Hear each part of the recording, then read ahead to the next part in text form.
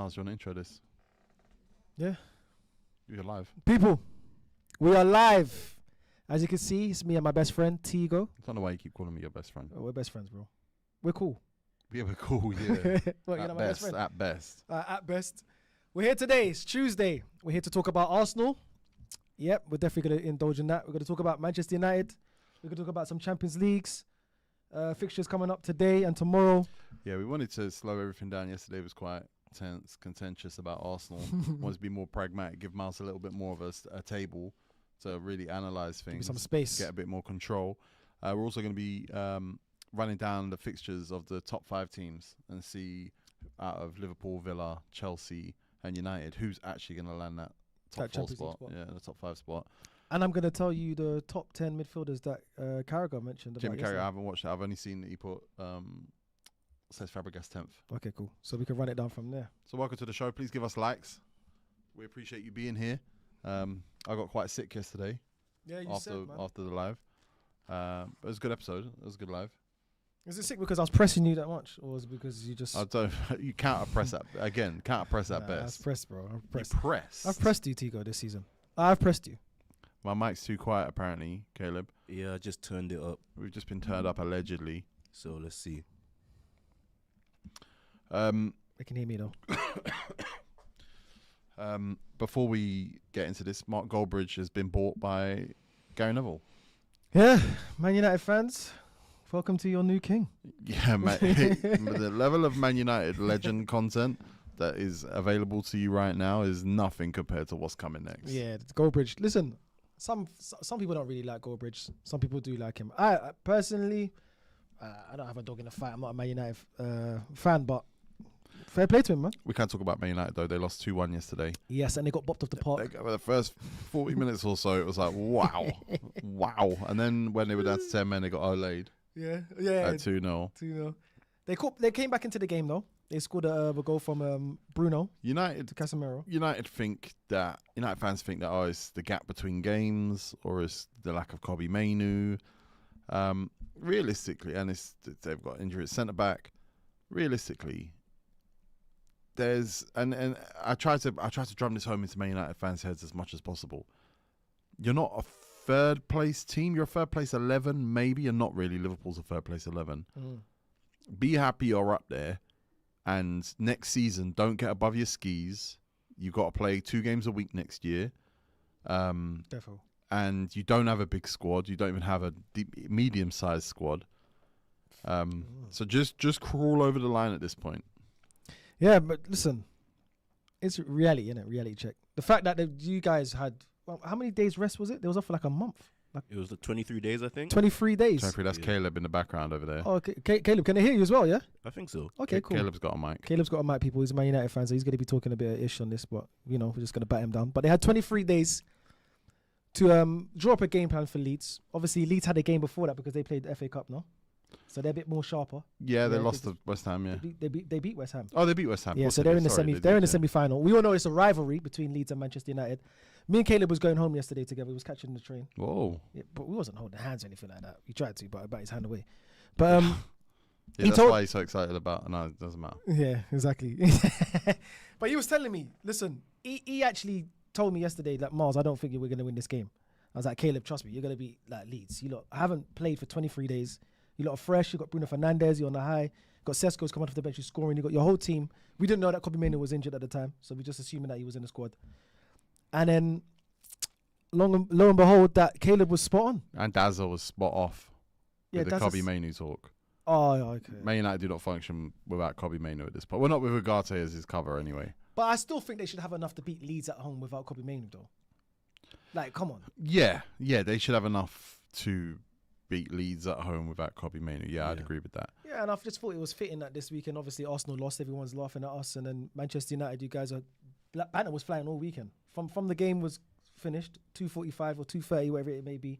After the Arsenal game, I had Man United fans in my DMs. Man United fans messaging me all weekend, how you bottled it. You know they could still do that today, though, because they know how much it hurts you. What? You know, it's kind of different. Like, my Chelsea fans are like, you'd be like, but you lost 3-0. Bro, the hurt that you lot are in right now after those 3 losses in 4, the pain you're feeling, knowing that you got Man City coming up and Declan Rice wasn't in training today, it's funny, regardless of how Tottenham can laugh at you right now, bro. Yeah, it's funny. But I'm just saying, like, make sure you handle your business before you start laughing at other guys. That's what I'm saying. Like, just handle what you have to handle, because it's looking like they might not even make Champions League at this It's pace. not looking like that, Miles. It doesn't look like that. But we'll But figure that out it's later. looking shaky. It's looking shaky. Everyone's looking They're shaky. two wins in 5. It's not good. I personally think they still could make it, but it's not as plain sailing as it once was before for Manchester United. No, I agree. It's not plain sailing. But yeah, look, we still laugh at you, bro. No, I laugh, man, because obviously I'll have you lot laughing at me now, but when I'm smiling in May. And what happens if you're not smiling in May? I never thought that far, you know. And you never really had the opportunity to think about whether or not May is like Nothing. devastating. Yeah, I never thought about that. And We're that's not getting even, close, bro. You know it's April. what's the date today? 14th. 14th. Yeah, we're getting very close. Just over a month now. You know the treble's on for City. That's sickening. You know? Out of nowhere, the treble is on for City. But the treble was always on for them. Yeah, but you were still Nah, you were but it favourites. was. But you were favourites in all those competitions. Yeah, but I'm just saying. Yeah, of course, we Yeah, might but have been the favourites. No, it's different. It's different. But it was still City always are on for looking them. at the FA Cup right now and going, "Cool, we're gonna win that." We got the Carabao Cup, and they're looking at the league saying, We want "Boy, that as well." treble, you know." Yeah, and Arsenal's looking at it like, boy, we're going to try to take that from you. Or we're going to keep it. Miles, I got a question for you. What question you got for me, Caleb? If Arsenal don't win anything this season, a lot of people are talking about, do you keep Arteta? Does Arteta carry on? But can you carry on? Me Can you personally, carry on doing football content yeah, I'm going to if carry Arsenal on. lose? Do you have it in you? Yeah. Yeah, I have it in me. I'm still going to do content, but mentally it's going to be tough. I ain't going to lie. It's going to be like, where do we go from here? Because we've come fourth. I don't know if you. I think you might go Fourth, neutral next second, year fourth. if you don't win the league. What do you mean? Just completely support someone Stop. else? Yeah. Nah, no chance. It's Arsenal to that. The build up for you this season has been way too extreme, bro. Man. I know. You put yourself under a lot of pressure. No, bruv, I backed my team. You went to that game over the weekend, and you had a serious face before the game started, and you had a serious face after the game started. I didn't think we'd The lose. pressure you lot are putting on yourselves now, and the pressure that you in particular coming on this show and fighting for stuff that's not right. If it goes wrong, I know you're going to turn around and be like, yep, this is wrong, this is wrong, this is wrong, this is wrong, and this is wrong. I've been saying some things that's been wrong along the season. I Though. don't think so. Yeah, I have. But I just say no. I've been batting down rubbish agendas. That's all. People Is it saying more detrimental to you, the fans, or to the players if you guys don't win anything? to me it'd be detrimental, obviously, to me on a personal level. But I think it'd be more detrimental to the fans more than anything, as a fan base, more than the players. How would you rebuild this summer I don't know. as man. a fan base if you don't win the league this year? I think they need to do something fresh. And I think if Arteta, I've never, Tego, you know, even from a couple of years ago when everyone was against me and everyone was on Arteta out this side, and I was, nah, let's give him time. And I honestly believe that he was a good manager at the time. I still think he is a good coach. But if he doesn't bring this Premier League home, I don't think we're winning the Champions League, if I'm being completely honest. I don't think we're good enough to win that. But if he doesn't bring the Premier League home, I think we need to start looking elsewhere. Miles, you know when like a team is going through a hard period and the manager's like, you know what? Let's get you guys, let's go to Miami for a week. Let's go to Barcelona, get some sun, do some calm exercises, training to get you guys in a better state. Do you guys think as a fan base, you guys might need a trip if you guys don't win the league somewhere just to regroup and energize for the season ahead? Well, after the season, Yeah. I'm ready booking my flight. No, but like as a fan base. As a family, like, yeah, we need to get You out. lot need to go We need to support a team at the World Cup or something. Yeah, we need to go Where'd Benidorm. you go? Benidorm or something. Like, I don't think if I can't, Benidorm. I don't deserve a luxurious holiday if I don't win the league. Like I don't. Do you ever look at Mikel Arteta and think that's a man that needs a break, like a season off? No. Because Pep would always like grind himself into the ground and work so hard that he had to take years off. Mikel Arteta is now a few years into this thing, and I look at him sometimes and just think this man doesn't look like he's having fun in life. I doubt his wife's enjoying this. But you can control the fun though. You have the time off. You can control the fun once you win it. He does have fun with pens and TikTok videos. I didn't watch that video. We got a super chat here from Heathbat5980. Hi gents, do you think being Premier League proven is an overrated concept when clubs buy new players? We have seen Prem proven players struggle. I was talking about this the other day because the Chelsea thing of them saying they're going to buy Prem-proven players, but I struggled to look through their signings recently and see players that weren't Prem-proven. Like, I get Enzo Fernandez, but Moise Caicedo, Prem, Joao Pedro, Prem, Cole Palmer, Prem, Pedro Neto, Prem, Marc Cucurella, Prem, Tosin Ederabayu, Prem. So do I think it's overrated as a concept? I definitely think it's overrated as a concept. Is it? I definitely think it's overrated as a don't think it concept. is. I think there is, if you're buying a player for a very specific physical prototype, like if you wanted a Dom Solanke, a Calvert-Lewin, a one of those target men type strikers, you're definitely better off buying one from the Prem if you want him to be ready day one. There's no sense in saying, yeah, a winger needs to be Prem proven. There's no sense in saying a fullback needs to be Prem proven. There's more examples of successful fullbacks transferring from different leagues than internally. But There's no centre backs, like traditionally they do need to come from other leagues because we don't develop like the highest level of centre back in this country. Yeah, it So- could work both ways, isn't it? But obviously, like, look at Man City. Look what they did in The January. lap as well, yeah. January they went and got Mark Guehi, and they went and got Semenyo. So that's two Prem proven players they knew that's been in the Prem. But They know Ryan what's going Cherky is not Prem proven. Yeah, I know, but that's you like you said, the wingers, you could take a chance at it in January, but the Man City rather went for Prem proven in January, knowing that they're in a title race, and let's not take a gamble with somebody who's not going to adapt to the league now. We need someone who's going to fire now. And Yeah, they've got two Prem proven players, I just think the Prem and it's helping them to win the league. Arsenal potentially. will beat Sporting. I think I've got a feeling Barcelona will beat Atletico. Oh, is it? I got a feeling Barcelona will find a way to beat Atletico. And if they do, I think Arsenal will struggle against Barca. Yeah, they'll struggle. I'd rather play Barca. Against Atletico, I think that would be one of the most horrible crimes against football. Awful. That across two legs. It's not even about the brand of football. I just It is. yeah, is of course, 100% for you about guys, football. cool, and I want to see good football as well. Don't get it twisted. But I'm saying, from a physical standpoint, I'd rather play Barcelona, because Atletico Madrid, they run you down. They do not stop running, and Arsenal is gonna have to be. It's gonna be 2 games of grinding, trying to grind out a result, physically exhausted, mentally exhausted against Atletico Madrid. Whereas Barcelona, I think, is be a bit more tactical. But realistically, I do think the Premier League's been. It started smelling its own farts a little bit too much this year. And I'm guilty of it. I'm a Prem-tard. I say that with all certain knowledge that I overrate the Premier League, and it is my be-all and end-all when it comes to football. I'm aware of other things. I track other things. But realistically, Premier League is the league. That's the entertainment. That's the product. But this season, between Liverpool, United, Chelsea, shout out Villa and Crystal Palace for holding it up in their competitions. Premier League has been exposed this year, of smelling its own farts, being very circular, very much like this is the way we're going to do things. And realistically, like, was it Pep dropped Cherky for the Madrid game and they just got pumped? I'm not saying Cherky would have been the difference, but the way they got pumped, Prem's looking sloppy right now. It's looking flabby and sick like Larry Holmes, and it needs City to evolve. It needs Arsenal to evolve, and Liverpool to get back on it. It needs the players. I mean, the players in the Premier League, like Anthony Gordon's the player that's being talked about for an 80, 90 million to somewhere. Then it's Sandro Tonali. Then it's Bruno Guimaraes, it's Elliot Anderson, it's Adam Wharton. It's realistically, let's be realistic. As good as these players are, you're telling me there's not one like in Germany? There is. We know there is because they come along. One in France, one in not Italy. Let's be real.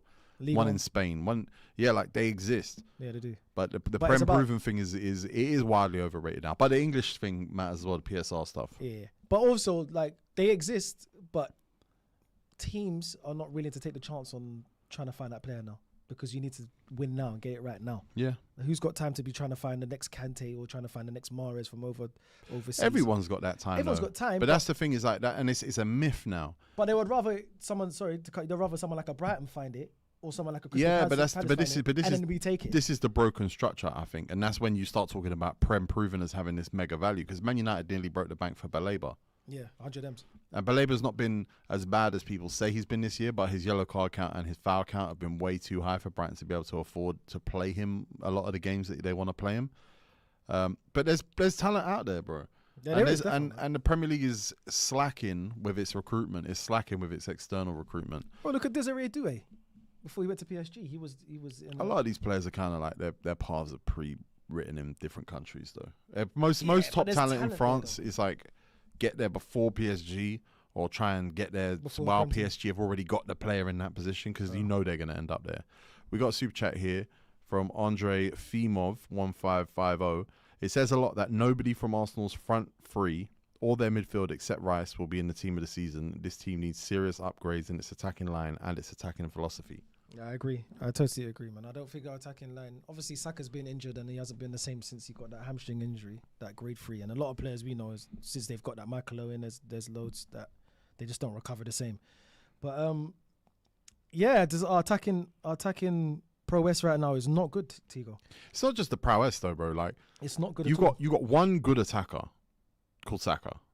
I think everyone else is not very good. Eze's good. I don't think anyone else in your attack plays for City. I don't think anyone in your Eze attack does. plays for Barca. I don't think any in your attack plays for PSG. I don't think any in your attack plays for Real Madrid. The only player who can is Saka. I don't think any of them play for Liverpool, other than Saka.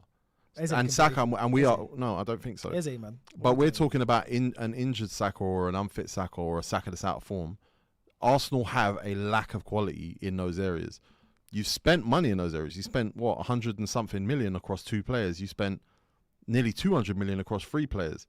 To not have quality in those areas is criminal. I was saying about it last episode, last live yesterday. I was saying that Arteta's attacking ID and to identify players that can attack is not been good. Like it's more of them has been a miss than a hit. I think the only hit we've had is Saka, and he didn't buy Saka. Saka came from our academy. Yeah, but like Martinelli has flare-ups, little runs where he's dangerous. Yeah, but he's not I consistent. don't think Gyökeres was an urgent decision to try and get over the line a few seasons ago. The fact that, and honestly, the second half of the season, he hasn't just been he's been not good though. enough. No, he hasn't, bro. Bro, he hasn't been Gyökeres bad. has been bad the He last hasn't few been months. He hasn't, bro. How are you saying he's been bad the last few months and he scored probably the most amount of goals in the Premier? Like he's scored 18 goals in all competitions, bro. He scored more goals than So did I say Gyökeres? yeah. So I actually meant Trossard. Oh, okay, cool. So I do think Gyökeres has been bad, but we don't need to talk about Gyökeres Yeah, right but now. he's been alright. I think Trossard has Trossard, been the second half, rubbish. he hasn't been good. Yeah, he hasn't stepped up, and he's one of our clutch players. Like it's situations like the Southampton game, the Bournemouth game. Brother, but like, why don't expect you someone like just Trossard to be create why don't you something. just be good every game and then not be like, well, we got Trossard who can hit a ball really nice when he's got the perfect opportunity in a clutch game. Like, bro, how about just play well? Why are Arsenal I just incapable of that? They write the headlines before they play the game now. Yeah, but I think it's not even just all the players on an individual basis. Obviously, they're not playing good as a team. Like I think, like I said, when I was at the Bournemouth game, there's a breakdown between midfield and attack. It's a complete breakdown. He keeps playing Kai Havertz in the 10, which is someone who's not good at linking the ball to the midfielders with the midfielders or linking it to the wide men. Why or isn't giving it to the Eze striker. playing? Eze just came back from injury, so he brought him Okay. off. He brought him off. Right. He made a triple sub Yeah. within 10 minutes. And he's done that before. And every time he's done that, it's gone wrong. And it went wrong again. I was like, this guy's panicking. I don't like when he makes a triple sub, because when he makes a triple sub, it shows that you're to the other team that you're panicking. And it was 1-1 at that time. So you didn't even need to make the But triple sub. also, the triple sub didn't change the way you It doesn't played. change anything. Yeah. Well, it can, it should, but it doesn't. And that's the thing. I don't understand. He makes a triple sub. He brings on Eze.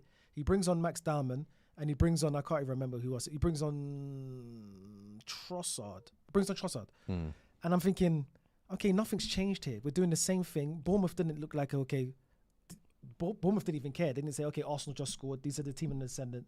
We need to be pinned in and try hit them on the counter. Bournemouth didn't care.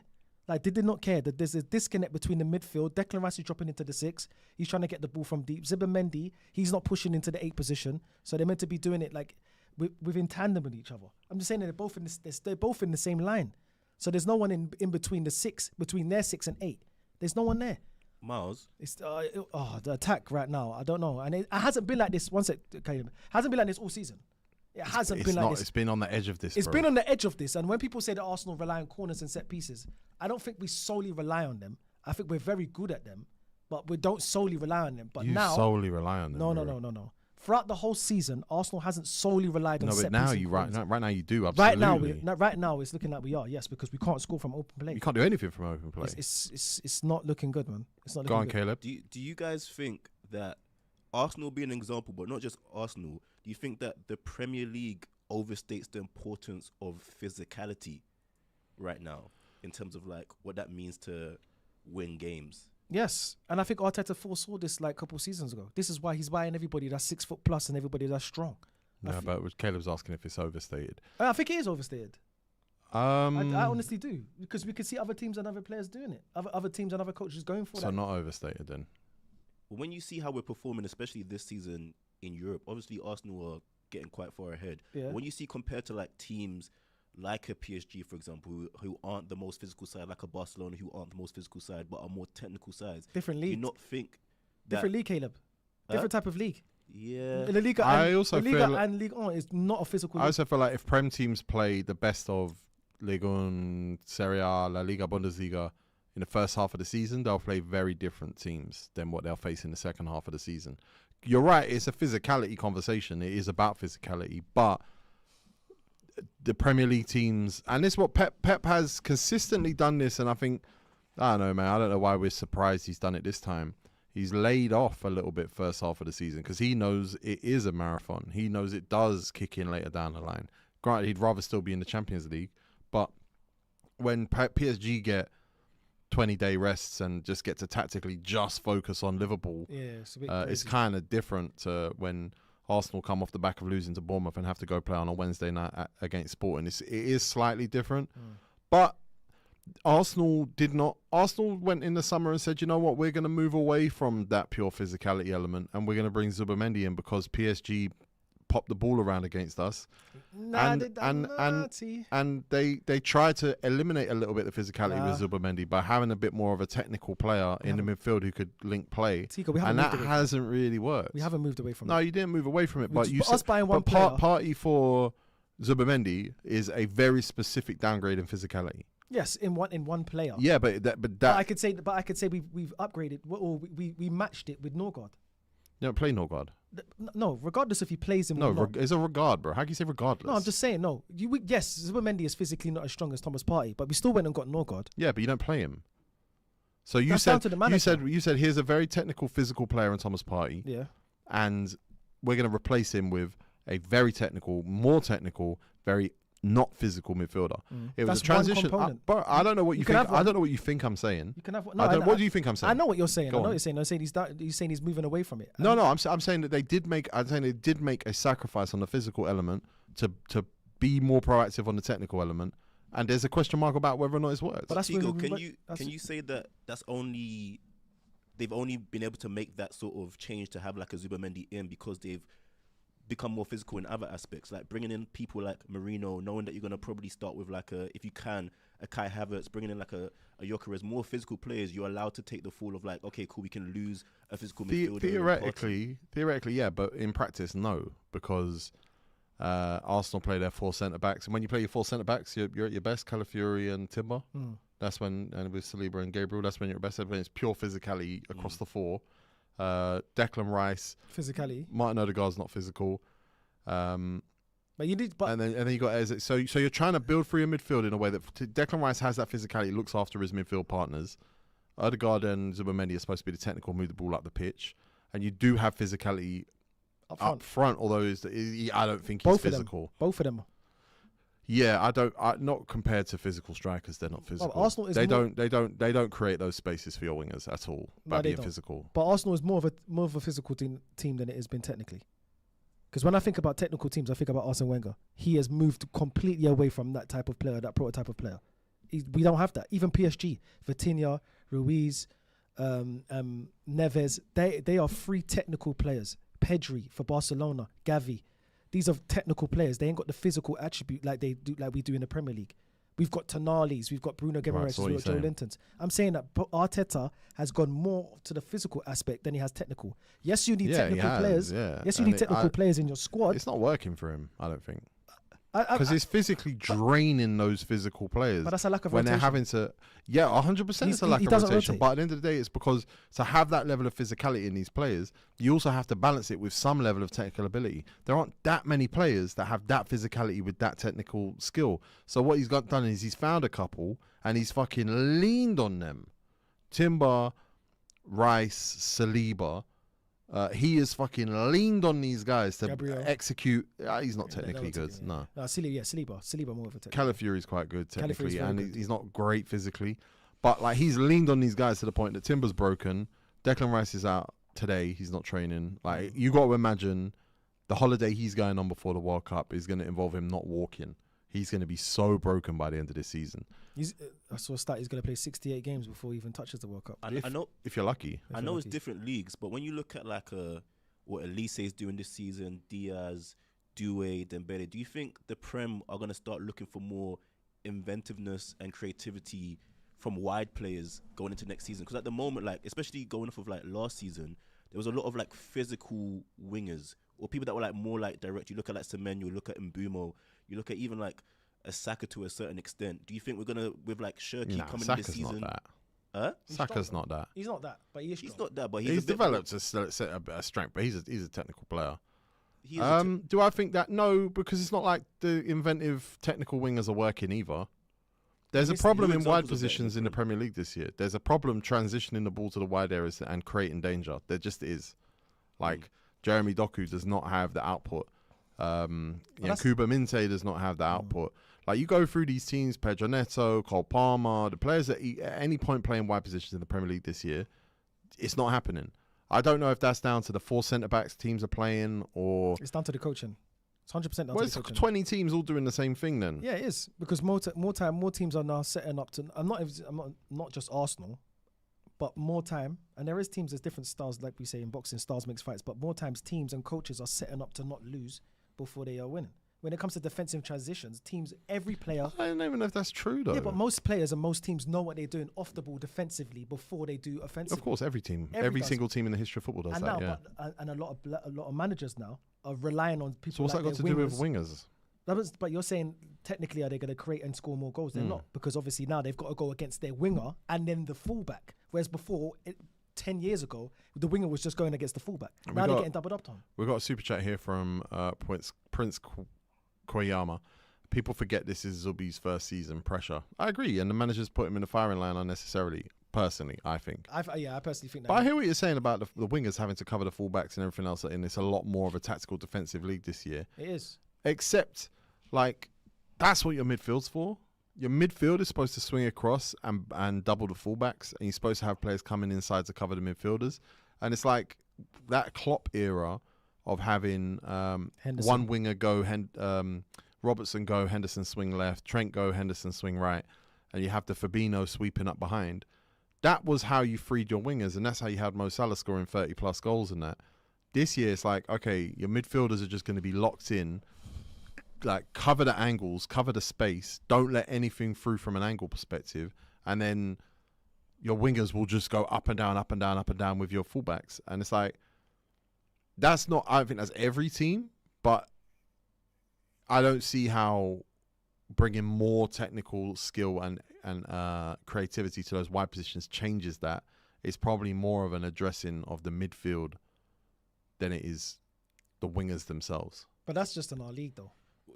At the moment, from what you see, especially, I guess, like, from this season, but even in the latter half of the season, what Pep is doing, how he's, like, introducing more Shirky and stuff like that, do you have any idea what you think the next phase of football in the Premier League is going to be? By the looks of it, if you look at the Tino Livramento links, this is an injury-prone, super talented fullback. City and Arsenal want him, allegedly. It looks like a little bit more of an advanced fullback is probably what happens next, and hopefully that pushes the wingers up a bit more. Hopefully that unlocks a little bit more. That's the only indication I have right now. Like what Pep's doing with the 4-2-4 and then the 4-box-2 and all whatever. I don't think that's what he wants to do next year. No. I don't think he's got all the players he wants right now if he is here next year. So my feeling is probably it is a lot more in the wide areas, a lot more fullback. So what you just mentioned, Luis Enrique's model basically then, because he's got Hakimi and Mendes doing the exact same thing. Kind of. I don't take PSG to have a model. Why? Because they're cheaters, bro. They're not playing the same rules as anyone else. I think it's irrelevant. We're talking about the style of football, regardless if I think the style of football is irrelevant because why? Declan Rice is playing 68 games this year. Like PSG could not play those players in that style for 68 games. So I think PSG is in an irrelevant comparison. Nah, bro. I hear what Tigo's saying. I hear what you're saying, yeah, because they don't, and obviously they don't play as much game as us, and if they did, they won't be able to play as high intensity for 68 games. But that's the style of football that Luis Enrique has been playing for this He's season. definitely got good forwards, and they won the Champions League with But them. he's also got like super outrageous attacking wide players, and he's got super technical inside midfielders. I don't think you can get away with that in the Premier League. So apart from the fact that he's got good fullbacks, I don't take it as being the PSG. I would go back more to Klopp than I would go to PSG. We got a super chat in here from Get Up 3519. Miles, come on, at your big age, scarf on your head at 40 is crazy work. Thanks for the super chat, man. Miles isn't 40. Exactly. For one, I am at 40, and thanks for the super chat. What do you want to say? I'm just here. Just got Izzy here chilling. It's not that deep, bro. Just Thank doesn't you. have faith in his trim. Well, look, we've talked a lot about this. So what I want to do right now, before we get into deciding who's going to finish in the top 5, I want to go through some Arsenal players. I want you to rate their season. I want you to give me a percentage, how patient you are with them going into next season, and then I just want to keep or sell. Okay. So David Raya, what's his rating for you this season? What is Out it? of 10. Yeah, okay. David Raya, he's been a solid 9 this season. 9, you reckon? Yeah, 100%. If it wasn't for David Raya, I don't know. I don't think Arsenal. He saved us at least 9 points by himself, single-handedly. There's so many games I can think of. Manchester United at Old Trafford. This is just off the top of my head. Manchester United at Old Trafford and Buemo saved us points there. Brighton the other day when he got one top corner. Sporting. Sporting Lisbon, Everton. There was a game against Wolves, even though when we beat them 2-1 at our ground. Just before that, they hit a header. He flicked it onto the bar. They could have made it 2-1. We won another way and won. That's an ugly pull, that. Yeah, but David Raya. How patient are you out of 10 going into next season? With David Raya? Yeah. Oh, 10-10. 10, yeah. Yeah. So David keep Raya. or sell is just a keep. Yeah, it's a keep, man. I think he's one of the best keepers in the world right now. Kepa Arrizabalaga, his rating for this season. We got a serious Arsenal fan here. He's going to rate every single one of his first team players. David Raya is a 9. David, yeah, he's up there. Could be one of our players of the season. And Kepa. That's saying something. Kepa, 5. 5, that's generous. 5, 4. What's your percentage patience with him? I ain't got no patience with him. If we saw Kepa in the summer, I couldn't care less. Out of 10, what's your patience with him? 3. And keep or sell? I'd sell him. Yeah. I'd So sell it's him. hard to argue that Yeah, bro. he's added anything to your team this He year. hasn't done anything really. And William Saliba rating this season?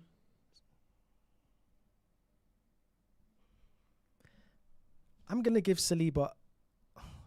I'm gonna give him. Can I do points or just? No. Just out of 10. So if there is a 9, I'm gonna give him a 9 as well.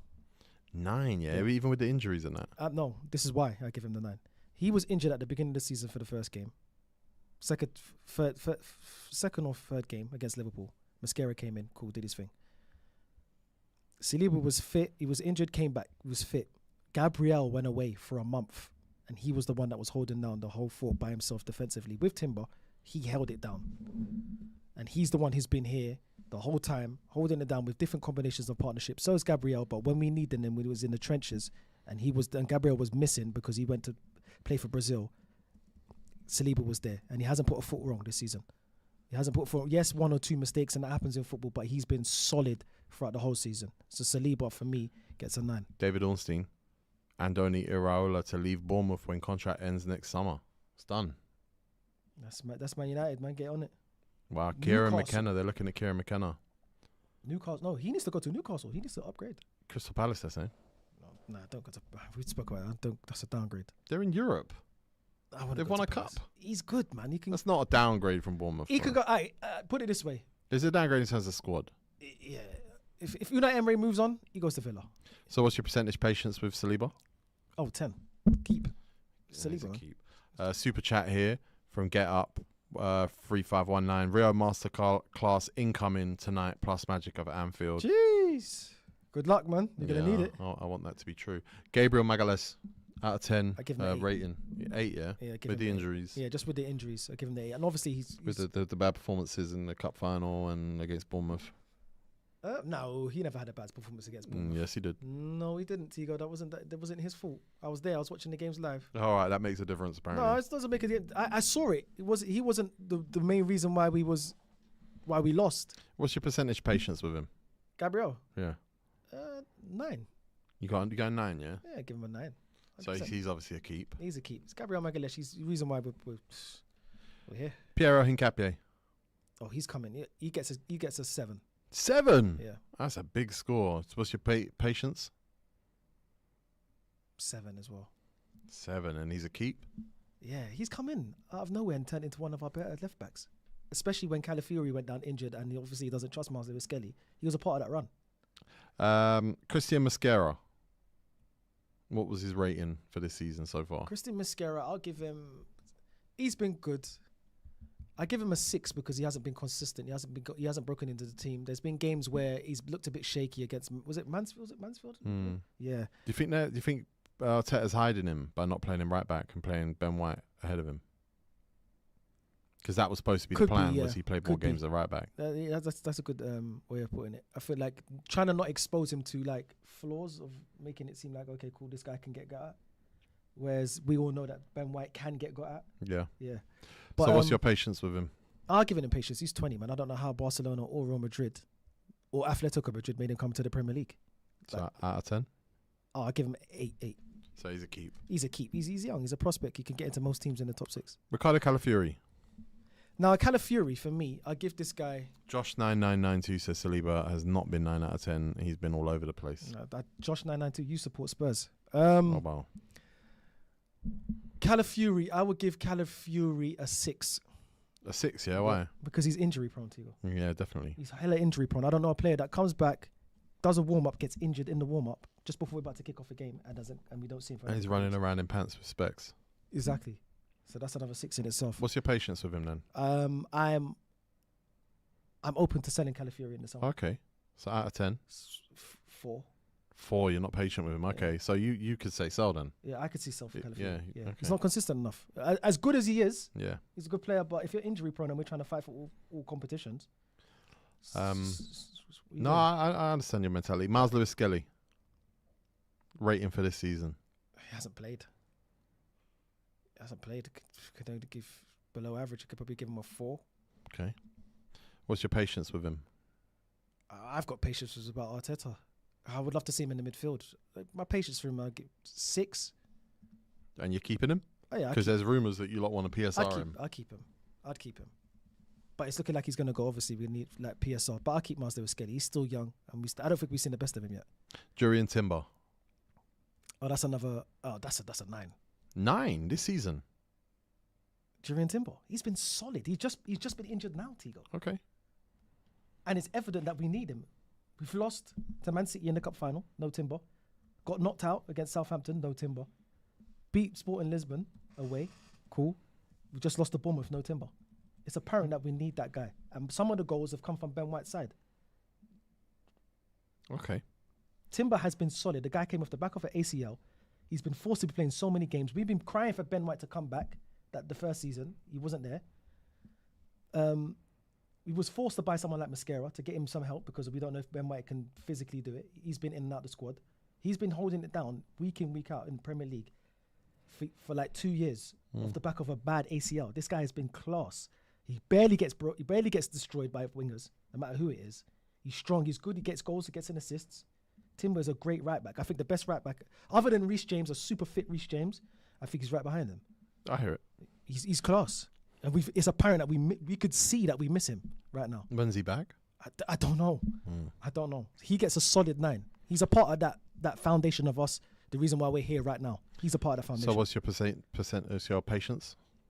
I got 10 patience with Timber. 10, man. He's 10, 20. yeah. Was he 22, 24? 24. 24. Come on, bro. So he's a keep. He's a damn keep. Ben White rating for the season? Ben White. This season. I'll give Ben White a 4. 4, yeah. 4. And what's your patience with him? Hasn't been good. We can sell Ben White.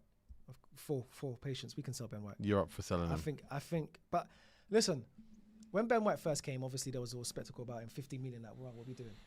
Then when he came, he He partnered up with Gabriel Magalhaes. It was looking good. As a centre-back, again, he wasn't meant to be a right-back.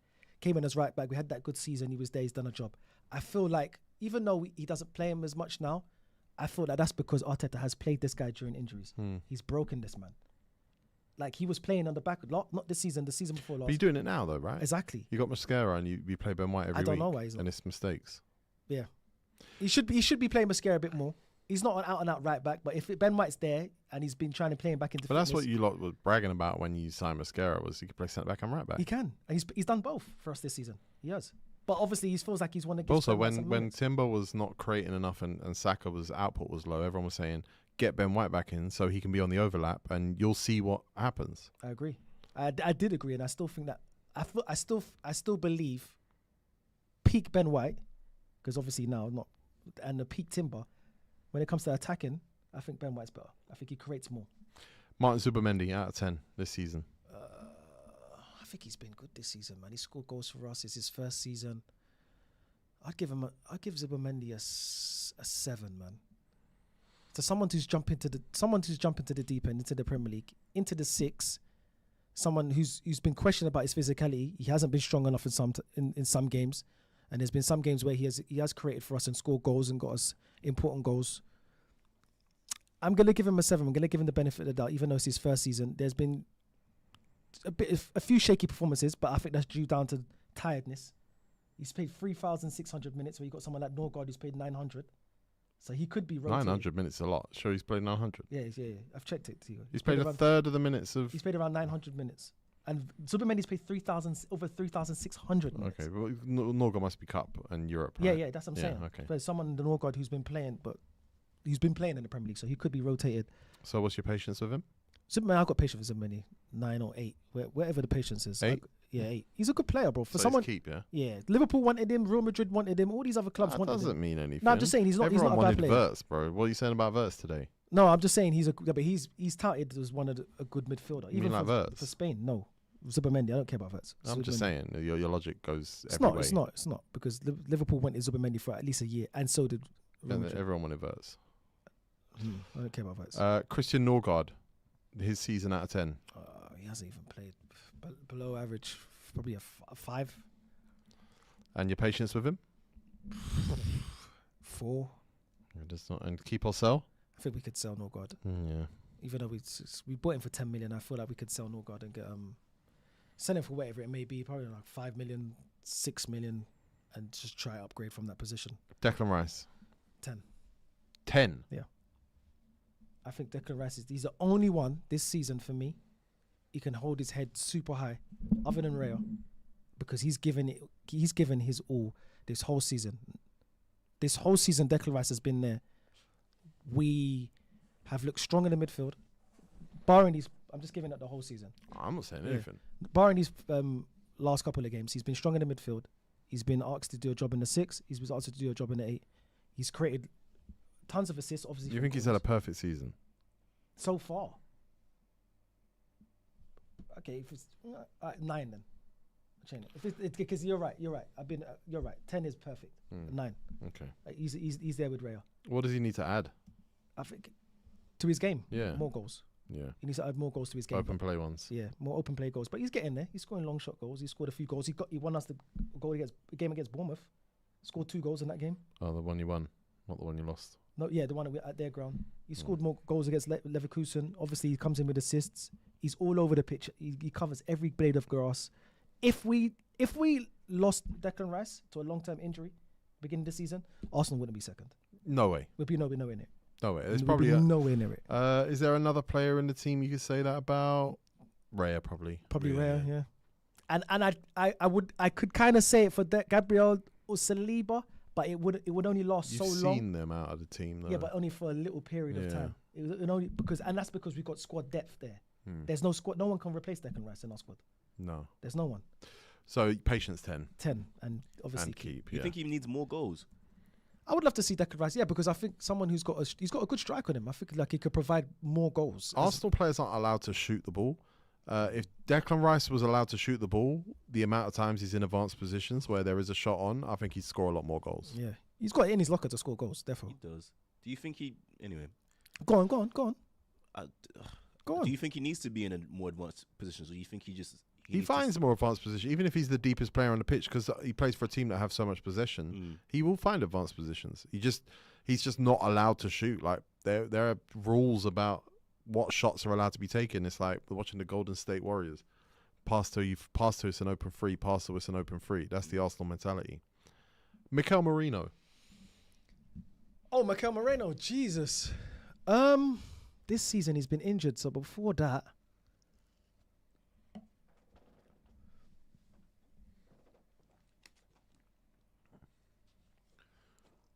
What did I give Zubimendi? You gave Zubimendi a 7. I think it's safe to say I can give him a...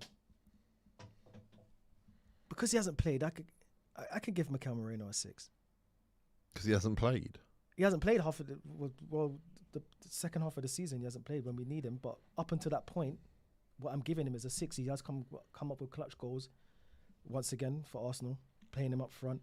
Do you think he's like a bit of a rubbish midfielder though? Yeah, that's what I'm saying. That's why I give him a 6. Because for what he's asked to do, I think he's over exceeding that as playing up front. Like he's scoring goals for us up front as a midfielder. But that's not your job. You're now laboured with these players. I guess that's why he didn't move in January. But like Trossard and Marino, they're like utility men that are blocking others maybe having opportunities and Arsenal being a better team. But the others ain't. Because Marino was playing ahead of Eze before he got injured. Yeah, in certain games, he was. Well, no, certain games. Arteta had Eze just completely out of the squad. Wasn't interested in him. Yeah, he wasn't. Which is. So you're saying 6? I'll give him a 6, man. Your patience with him? Yeah, I'm patient with him. Would you sell him? Yeah, what's the number? Nah, I wouldn't sell him. My patience with him probably matches it around 7.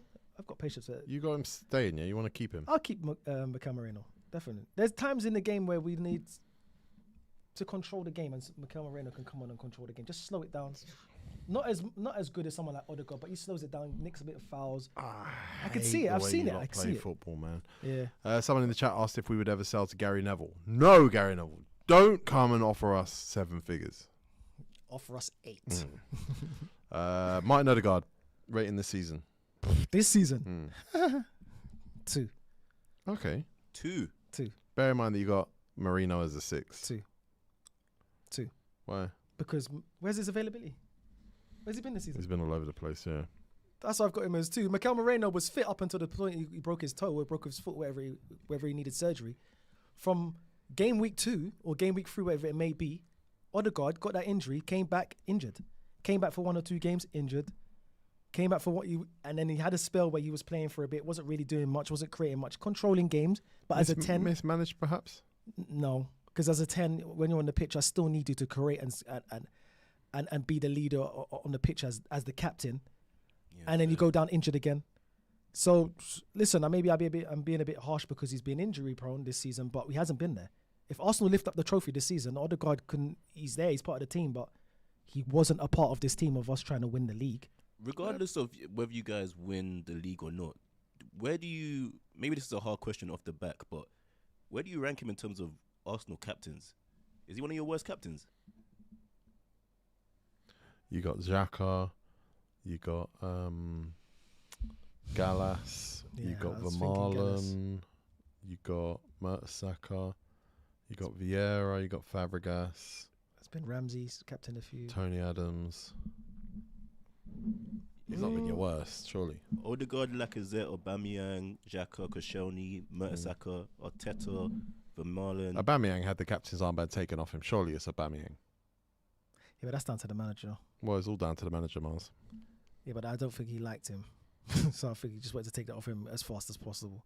He might be one of the worst. He could be one of the worst. He could be. But I don't know. I'm not in the dressing room. I don't know how he leads by example, but he's sure not leading by example on the pitch this season because he's been injured. So he hasn't been there. So he's the worst. But he was close to. I don't know, man. I don't know. It's a hard one. I know he's not up there with one of my best. He's not top 10. Super chat from Get Up 3519. Swear down if I see Goldbridge on Stick to Football Games Gone. You're probably going to see that. But if you look at it, Global are a co-owner of Overlap and Gary Neville's media empire, but Global also own other things in football now. There's a lot going on. You lot might just connect the dots. Yeah. Your patience with Odegaard then doesn't sound like it's high. Nah. My patience with Odegaard this free. Keep or sell? I'm open to selling Odegaard this season. Wow. I'm open to selling him. Eberechi Eze's rating this season. I would say take your time, but I know you're going to anyway. Eberechi Eze this season, as good as he's been. As good as he's been. Has he been good? Has he been good? I'd give him a 5. I'm being completely honest. And the reason why I give him a 5, obviously, yeah, he scored goals for Arsenal. He scored an important goal against Crystal Palace. He's done the Tottenham game. He's won games for us by himself. He's won us points Champions Leagues. He's won games by himself. Come on, man. Yes. When are we going to actually tackle this that you keep saying that stuff? Yes. We beat Crystal Palace 1-0. Okay, cool. But that's not really how it works. But okay, No, I'll accept it. Yeah, you got to accept it. Tottenham, he did not win games by himself. Both games, he was the standout guy. He got the bro. It's Tottenham, bro. Yeah, you beat I them don't care. 4-1 both games. Yeah, but what was the score between Tottenham and Man City? I don't know. 1-0. 2-2. Yeah, and they beat him 1-0. Yeah, exactly. So that's 6 yeah, points but that he's got. like, and that's bro, but you beat him 4-1, and you're going to beat him 4-1 anyway. Regardless if you put them 4-1, because if we lost 4-1, you're the same person who's going to tell me that I'll scare money. He's scored in 3 games this season. 2 of them are Tottenham. And one of them's Palace. And this is why I'm He's giving him a got 5. 2 assists this season, and they were both in the first 5 games. And this is why I'm giving him a 5. I'm giving him a 5, but Odegaard a 2. I'm giving him a 5. Where's Odegaard been, my brother? Where's Eze been? Eze's been fit. It's due to the manager. You're telling me you're telling me to rank these players of what I've seen. Odegaard hasn't been here the whole season, bruv. He hasn't been here. Eze's been here at least, but the manager's not playing him. We've got an episode of the pod dropping tomorrow with Liaz. Come on, I know you like Odegaard, but allow it, man. No, but we got an episode dropping with Liaz, and my thing is Arsenal signed certain players to lighten the load.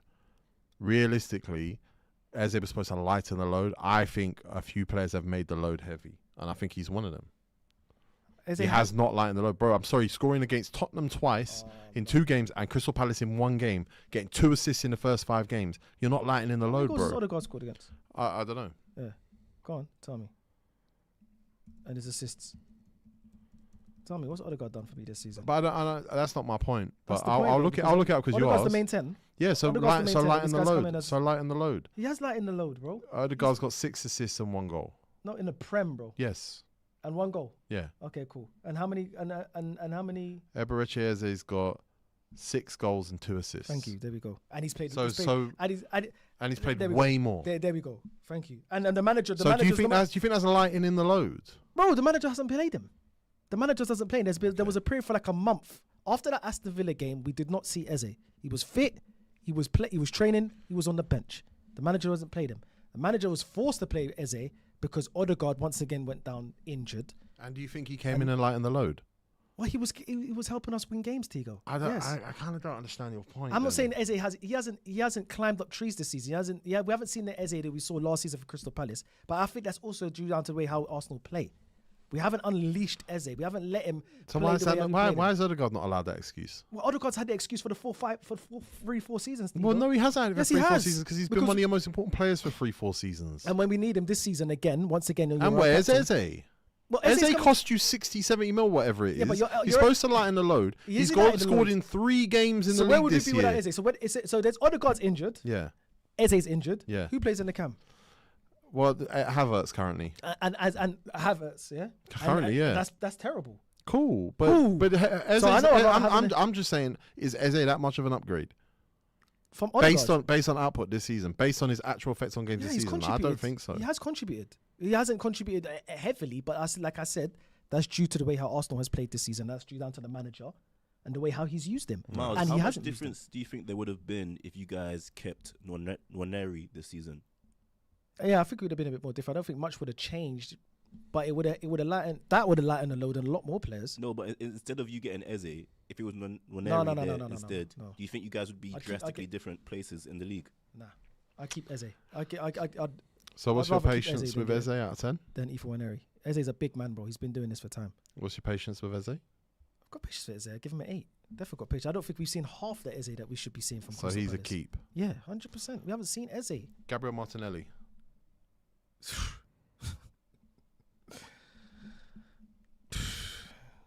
4. 4 for the season, yeah. And I'm being nice. No, you're not 3. 3. No, four for Champions League. 4, and that's mainly because of Champions League. I'm being nice. All right. So, I mean, is he your main left winger? I would say so. Yeah, it's him and Odegaard, him and Trossard. You don't know Tego. Don't know what Arteta's saying, but yeah, you have to show me the appearance between both of them. What would you, if you were starting a game tomorrow, your biggest Champions game League of the final season? tomorrow. Would you play Trossard or I'm playing Martinelli? Trossard. And the reason why I play Trossard is because if the ball falls to Trossard in front of goal, I trust him more than I trust Martinelli. Do you really? Yeah. Yeah, I think Trossard's one of our best finishers in our He's a great finisher. Yeah. in our club. And that's what it solely comes down to. Everything else is a gamble between both of them. But if it comes down to the crunch time, ball lands to that player, put my faith more in Trossard than I do Martinelli. Martinelli this season, how many goals he's got? I think he's got 2 goals in the Premier League. Champions League, he's having a good campaign. I don't think he's even got 2. 1 then. It might be 1, yeah, because Yeah. I know Rio Ngamoa's got more goals than him, right? Yeah, and Rio's got Rio's 2. got 2, yeah. So yeah, he's got 1 goal this season. We haven't seen much of his development. I don't know if that's down to the manager, but him as a player, as a person, I haven't seen him develop much from when I first saw Martinelli. It's 24. Yeah, what does that mean? He's He's been here. young, bro. Yeah, but look how long he's been here, Tego. He's a seasoned player in this league now. Like he's been here. Like Martinelli was part of the FA Cup winning team. Apparently, he said that he's not planning to leave Arsenal this summer. Well, listen, that's him. That's it. But Martinelli this season, he's been very underwhelming. Very Trossard's disappointing. your starter, essentially 27 games, 5 goals, 5 assists in the league. Okay. Martinelli is. How much? What did I give Trossard? Defo ranked him higher. I don't think we've done Trossard yet. Okay, cool. Martinelli has been in and out, 3 assists, 1 goal in the league. The Hasn't been assists good, were against Leeds, Sunderland, and Everton, and his goal was against Manchester City. Yeah. Won you points there? And do you know who assisted that goal? No. Eze. Okay. And he came off the bench. Yeah. So Yeah. there we So go. what's your patience with That says it all. Martinelli? Doesn't sound like you got much. I haven't got much patience with Martinelli. I just didn't see that much development. That was an area that we was looking to strengthen in the summer. We didn't strengthen, but we thought we did. With Mikel Arteta saying that Zubimendi could. I mean, Eze, not even Eze. Noni Madueke Oh yeah. can play on the left hand Both side. of them you were Yeah. promised could play games Yeah, on the left. but- So to be fair, Eze has played games on the left. It Yeah. has not worked. It hasn't worked. He's not a left winger, but especially the way how we play left wing. Martinelli, yeah, my patience for Martinelli is 3. 3, yeah. Yeah. So he's a sell. He's a sell. That's an asset. That's someone we could definitely sell. He's like you said, he's 24. We can get some money for Eze. Definitely a sell, man. Leandro Trossard's season out of 10.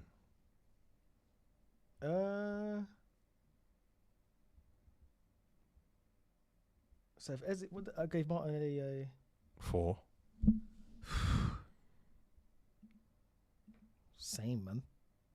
They've both been poor this season, man. 4. Give him a 4 as well. They've both been poor this season. That whole left hand side has been lopsided. What's your patience with him? Trossard this season, yeah, he can go, man. My patience 2. 2. Yeah. Yeah, man. So you're up for selling him. People are forgetting that when we bought Trossard, we bought him in January, that 22-23 season, and he came in with Jorginho. And it was at the time it was good business. We bought him for 20 million. Someone who was at Brighton, he was scoring goals. He's one of their big hitters over there. When you're playing Brighton, you know Trossard is the danger man. Came in and did a job. 3 seasons later, Trossard's still a left winger, and there's someone who's meant to be just a replacement in January, Tego, and he wasn't even a player. That's what I worry about. I worry about that you're lumbered with him and Marino, and you're going to struggle to offload them, and it's preventing you from developing as a team. Yeah. But I don't know if that's what the manager wants. So I don't know. I've bearing in mind that we gave Trossard a pay rise this season as well. You know, not pocket watching the man's money. If he did, like, you get the pay rise, but I feel like that whole left hand side needs a whole upgrade. Like, definitely. we need to move on from Trossard and Martinelli now. Bukayo Saka this season out of 10. Bukayo, man, he hasn't been the Saka, man. If I'm being completely honest, man. But when he has played, he's just looked like stuff looks like it can happen from over there. I don't know, probably 6. I give him a 6. A 6. 6, man. His level's so high, it's dropped from like 9s. and 8s. I love six. Bukayo Just Saka, but above I don't know average. if I've got him as a 6 What this have you got season, him at? man. I'll probably got him as a 5, 5, 4. I was gonna give him a 5. Bro, like even But- when it's effective, it's still like the little speed of what he used to do. It's now it's like it's a lot of deflections, it's a lot of knocking into legs and stuff. That's obviously it's injury related, but it's just not the man that he that I came to know. It's not, man. Let me go with my initial gut feeling was a 5, like average. 5, yeah. Yeah, I was. Yeah, But your patience can make this up. What's your patience with him? I've got patience for Saka. 8. Yeah, 8. Okay. 8. So and you keep. Yeah, you keep Bukayo, man. Hopefully he can get over this injury, man, and this mental rut that he's in right now. Because obviously when he plays, he still looks like one of our better attackers. Yeah. Well, Yeah, it's he's not still- hard. Yeah, it's not hard, but he's still a quality player. You can still the player in him. Yeah. You just see he's just not the same person. What do you think he's most frustrated by? I think he needs help. From who?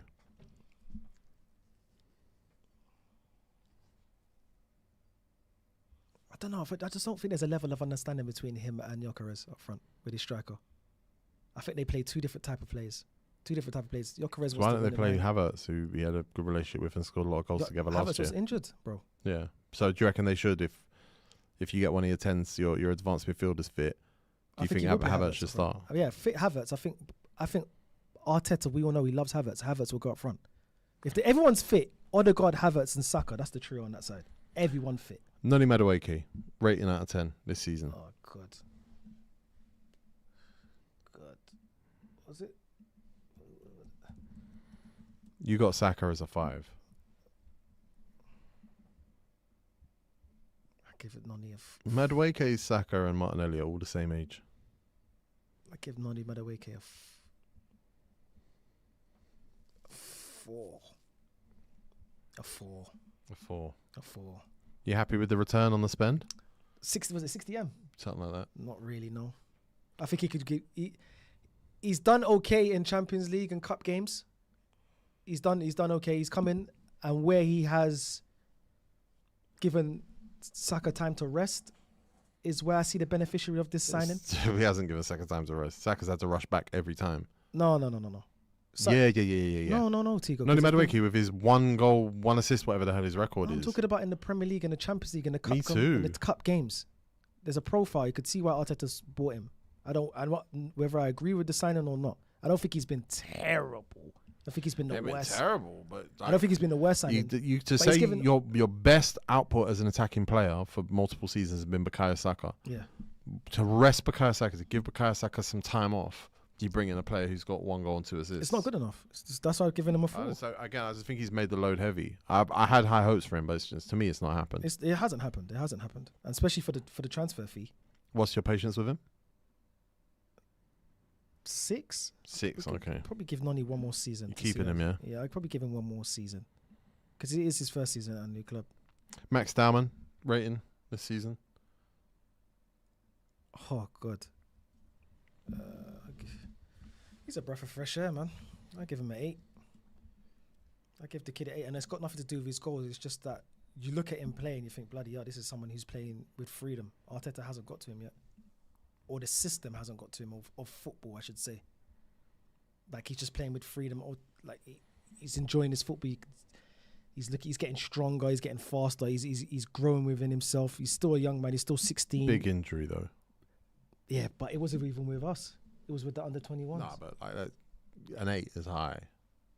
No, I'm for giving a guy him who's played 4 games off the bench in I'm the league giving him this an 8. year. I'm giving him personally for an 8. It's got his impact on Arsenal has nothing to do with it. I'm just talking about what he's done for himself, the way how he's broken through, and the way how he's taken this opportunity and showed people, not even just Arsenal fans, he's shown the Premier League that he's got a lot of more growth to do, obviously, because he's a kid, but he's quite comfortable playing at this level. I'm giving him an 8. What's your patience with him? 10, 10, yeah, 10. 10, Yeah. yeah. He's got a whole career. Same with him and Rio. It's been lovely to see. Right, Gamar. Yeah, it's been lovely to see those 2 young kids coming through. Like the Premier League needs more young G's coming through. Matthias Mane as well. Matthias Mane, yeah, all those young G's, man. Victor Gyökeres out of 10 this season.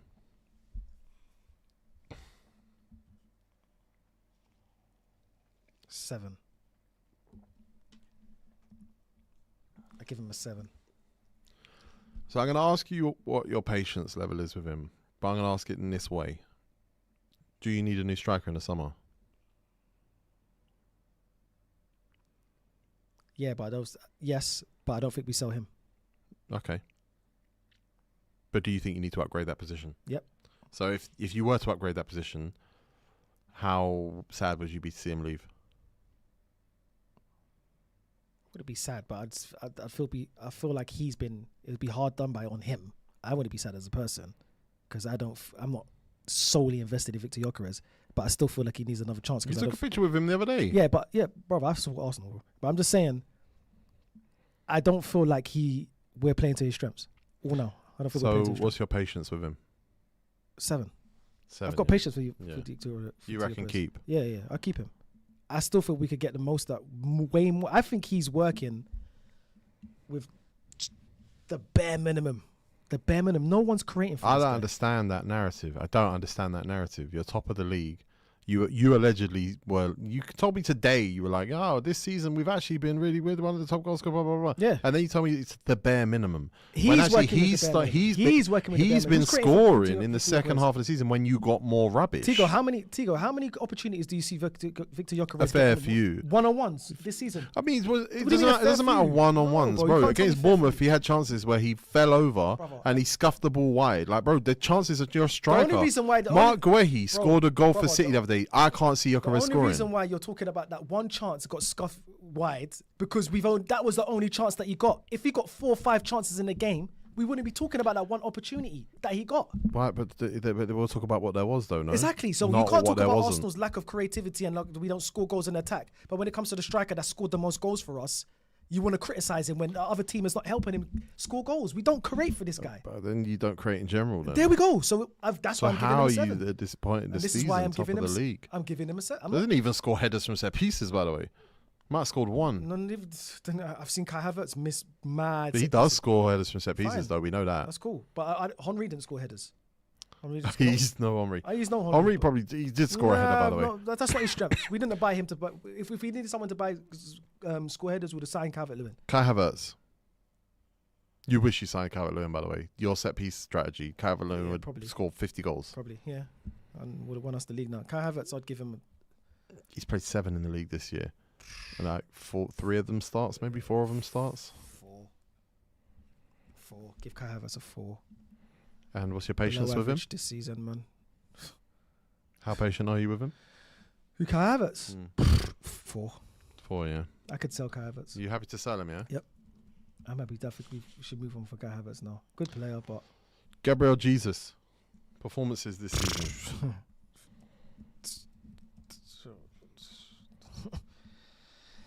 He gave a solid performance on Rio's show. on who show? Rio's. I didn't watch that. You should. Why? In the title race, I don't watch none of It's that a little stuff. bit of insight. I don't watch him. I don't watch Declan Rice. I don't watch Eze. I don't watch none of them guys. On the title race, I want to hear what you have to talk about. Go get me 3 points. Do you think the manager's misusing him, though? He got 14 minutes against Bournemouth, but he didn't come off the bench in any of the 4 Premier League games before that. I've seen Jesus play, and he's been non-existent. He's But been like, say you non-exist- got Everton 2-0, Nah, bro. you got Tottenham 4-1. No, bro. Like, there's opportunities for him to get on the pitch and maybe find his feet again. He's had opportunities. I've seen. We've started But with then Jesus. you chuck him in a desperate attempt to change the game against No, Bournemouth. I've seen him start games. Yeah, and but like he hasn't done anything. He's but like, literally, missing. they brought him on for 14 minutes against Bournemouth to save us. But for the 4 games before that, and then the game before that, he doesn't come off the bench. Like, do you think Mikel Arteta is He could rotate. giving him the best chance at turning this around? Well, he's given him the best chance throughout his whole career playing for Arsenal. He's played a lot of games for Arsenal. He's come off the back of two career-ending injuries, two ACLs and 2 different knees. So obviously they need to ease him back in. But when he's had the opportunities this season, which he has had, it's not a lot. But when he does start games, Gabriel Jesus doesn't give us anything. There's been games where he's been absolutely missing. It's like we're playing with 10 men. So what do you rank his season? A 3, if best. Do you want a 3? 3. Give him a 3. What's your patience with him? 2. And sell. You think Jesus has been better than Odegaard? Odegaard hasn't been here. At least Jesus has been here for some games. No, he hasn't really. But Yeah. Mikel Arteta, what's your ranking for him out of 10 this season? By the way, chat, listen, I've seen Gabriel Jesus. I'm just saying, like, if you're going to have strikers in your rotation and you're going to be behind in games, not bringing them on in games that you've locked up or not bringing them on in games where you're winning, like, you're going to ask them to go on, change that. He did the same thing with Eddie Nketiah, Mikel Arteta. He would not touch him. Then he'd be desperate and go on the pitch, save me. And then when he doesn't save him, he looks at him and goes, you didn't save me. Fuck you. I'm not going to touch you for 5 games. I don't know if that's the right way to treat a striker whose bread and butter is scoring goals. And I know who Gabriel Jesus is, know what he stands for. I've known who he is for years. He's had opportunities to. But, like, I don't think if you're going to go 4 games in a row on the bench, not coming on in wins, and then for 14 minutes against Bournemouth, be like, go and make something happen. I don't know if that's necessarily a fair way to rank him. But over the years, I get it. Yeah, he's done, man. Mikel Arteta out of 10.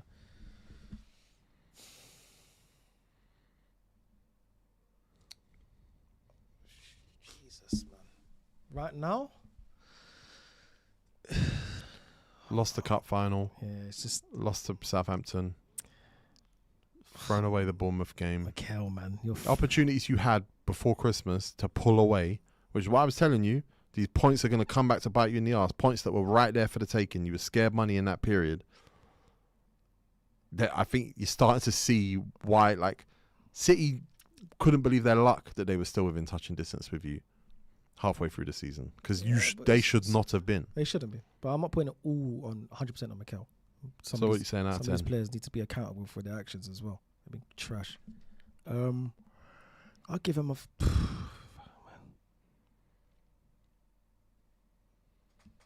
5. Average season. And the reason why I give him a 5, it's been an average season for Mikel Arteta because, 1, we're not facing the same old Man City, and 2, Liverpool shit the bed. So they dropped out of it from early. So he has to been great. But he's brought us to this situation, like you said, we was in a Carabao Cup final, then it got knocked out of that. Poor lineup, poor decision making with the goalkeeper. I didn't blame Kepa on the day, but it is what it is. But if you want to win a trophy, you're talking about Kepa's feelings. But what about our feelings as fans who's been waiting for this for 6 years? So that's one thing. So he wasn't ruthless enough then. But when it comes to other players, you drop them like a bad habit. Eze.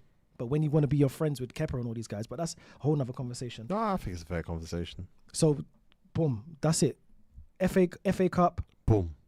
Bam, out straight away. Didn't galvanise the team to try and react. I don't know. Lost to a championship team. Let's be totally clear. Yeah, championship team shouldn't be going out to Southampton, regardless of the rotation of the players. And some players didn't play. The bare minimum, take it extra time. They don't beat us in 90 minutes though. Penalties, I'm seeing people in the chat saying that we lost 3 games in the last 4. Before that, we'd only lost 3 all season. Clearly, the problem isn't tactical. Players are dropping at the wrong time, and it's on them. Again, that's squad management is part of being tactical. But listen, and I agree with that. And losing to Southampton with the squad you have, you can't talk to me about injuries. You can't. They're a championship team. And I was a part of that because I was saying up until a point, even to when we played, just up until we played Manchester United, we only lost 3 games in all competitions. Then when we lost to Man United, it was the 4th game we've lost. Prince Koyama in the super chat. Arsenal have the most goals and assists from subs. That's Arteta. That's set pieces, but okay. They're cool. Arteta, I'm not saying Arteta hasn't done anything good for us this season because he's brought us to this point. But before that, respectfully, now that is all irrelevant. Because this is what it all comes down to. You can be great for 9 months, you can be great for 18 months. And I respect what Arteta's done for us to get us to this point. Yes, he's made tactical changes, like you said, subs and whoever scored, whatever. Cool. I give you that, Mikel. But when it comes down now to the crunch time of the season, it's looking like you don't know what you're doing. It's coming to bite you back in your arse when you're not rotating players because players are dropping out left, right, and centre. You've had the squad. And he bottled, let's be honest, he gave away points around that period where you had the Chelseas, you had the games that you gave away draws. You were just Liverpool. You just sat there and watched them instead of attacking. That would have given you that buffer. You'd have been confidence would be different today if Arteta wasn't like sitting on his hands going, "This is chess," and drawing is magical. I think it's coming. It's more clear to see now. Back then, I think that he was trying to manage the game and we were trying to manage their load, and we all know we got a long season. And there's some Wasn't games managing their load though. We know he wasn't managing their load. Of course, at the time I thought he was, because obviously we've got a big squad, and I know that was the first half of the season. So I'm thinking second half of the season is going to use more of his squad for the back end of the season where the big boys come in and fire us home. But he didn't. But I didn't know he wasn't going to do Big this. boys come in the back end, fire us home. Nice. Okay. I actually like that. That could be a bar. But I'm giving Mikel Arteta a 5. It's been average. What's your patience with him now? My patience. Right this second. Right this second, he has to win the Premier League. And Yeah. if he doesn't win the Premier League, Mikel is. Sounds like a 50-50 then. It is 50-50. So It's you on can say the balance. 5. Yeah, it's a 5. It's in the balance with Mikel Arteta right now. I've never been Mikel Arteta out, but this season, you need to get it done, bro. So is he keep or sell? If he wins the league, I don't care about the Champions League. Respectfully, I care about it. If we win it, it'll be great. He needs to win the league for me. That's my personal opinion. If he wins the Champions League, it's great, cool. You need to win the league. All right. Well, the players you want to keep are David Raya, William Saliba, and Jurriën Timber, and Nines. Declan Rice are all the same level. You've got them as 9s They and can hold their 10 head high. patience. They're Yeah. the reason why we're here, Tego. You got Max Dowman in a category below that in terms of quality and in terms of patience. Then you go Gabriel, Zubamendi, Hincapié, Mosquera, Gyökeres, Marino, Eze, Saka. Calafiori is your first sell, but he is ranked above Lewis Skelly and Noni Madueke in terms of quality. And Mikel Arteta is quite low, to be fair.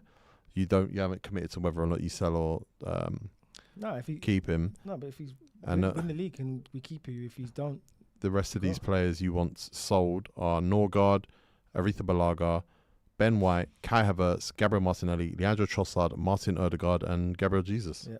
You happy with that? Yeah, we're gonna have to sell some players, and I think You have to try. Yeah, we're gonna have to try. I'm more than happy with that, man.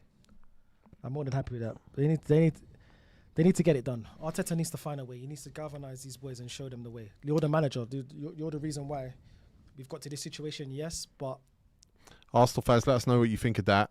Is there anyone that Miles didn't put as sell that you'd be willing to sell? Not like, actually, let's go out there and sell, but someone you'd be like, you know what? I could see selling that guy. Maybe it's time to sell that guy. Let us know in the chat. Let us know in the comments. Miles, you said that you've got Jamie Carragher's top 10 midfielders. I haven't seen this list. yes, that's a good little segment there. We're moving on. I've got the list. One sec. Let me just go right here. Caleb, have you seen the list? Yeah, I've seen the list. Okay. Okay, cool. So Tego, as you know, in number 10, he's got Fabregas. Okay.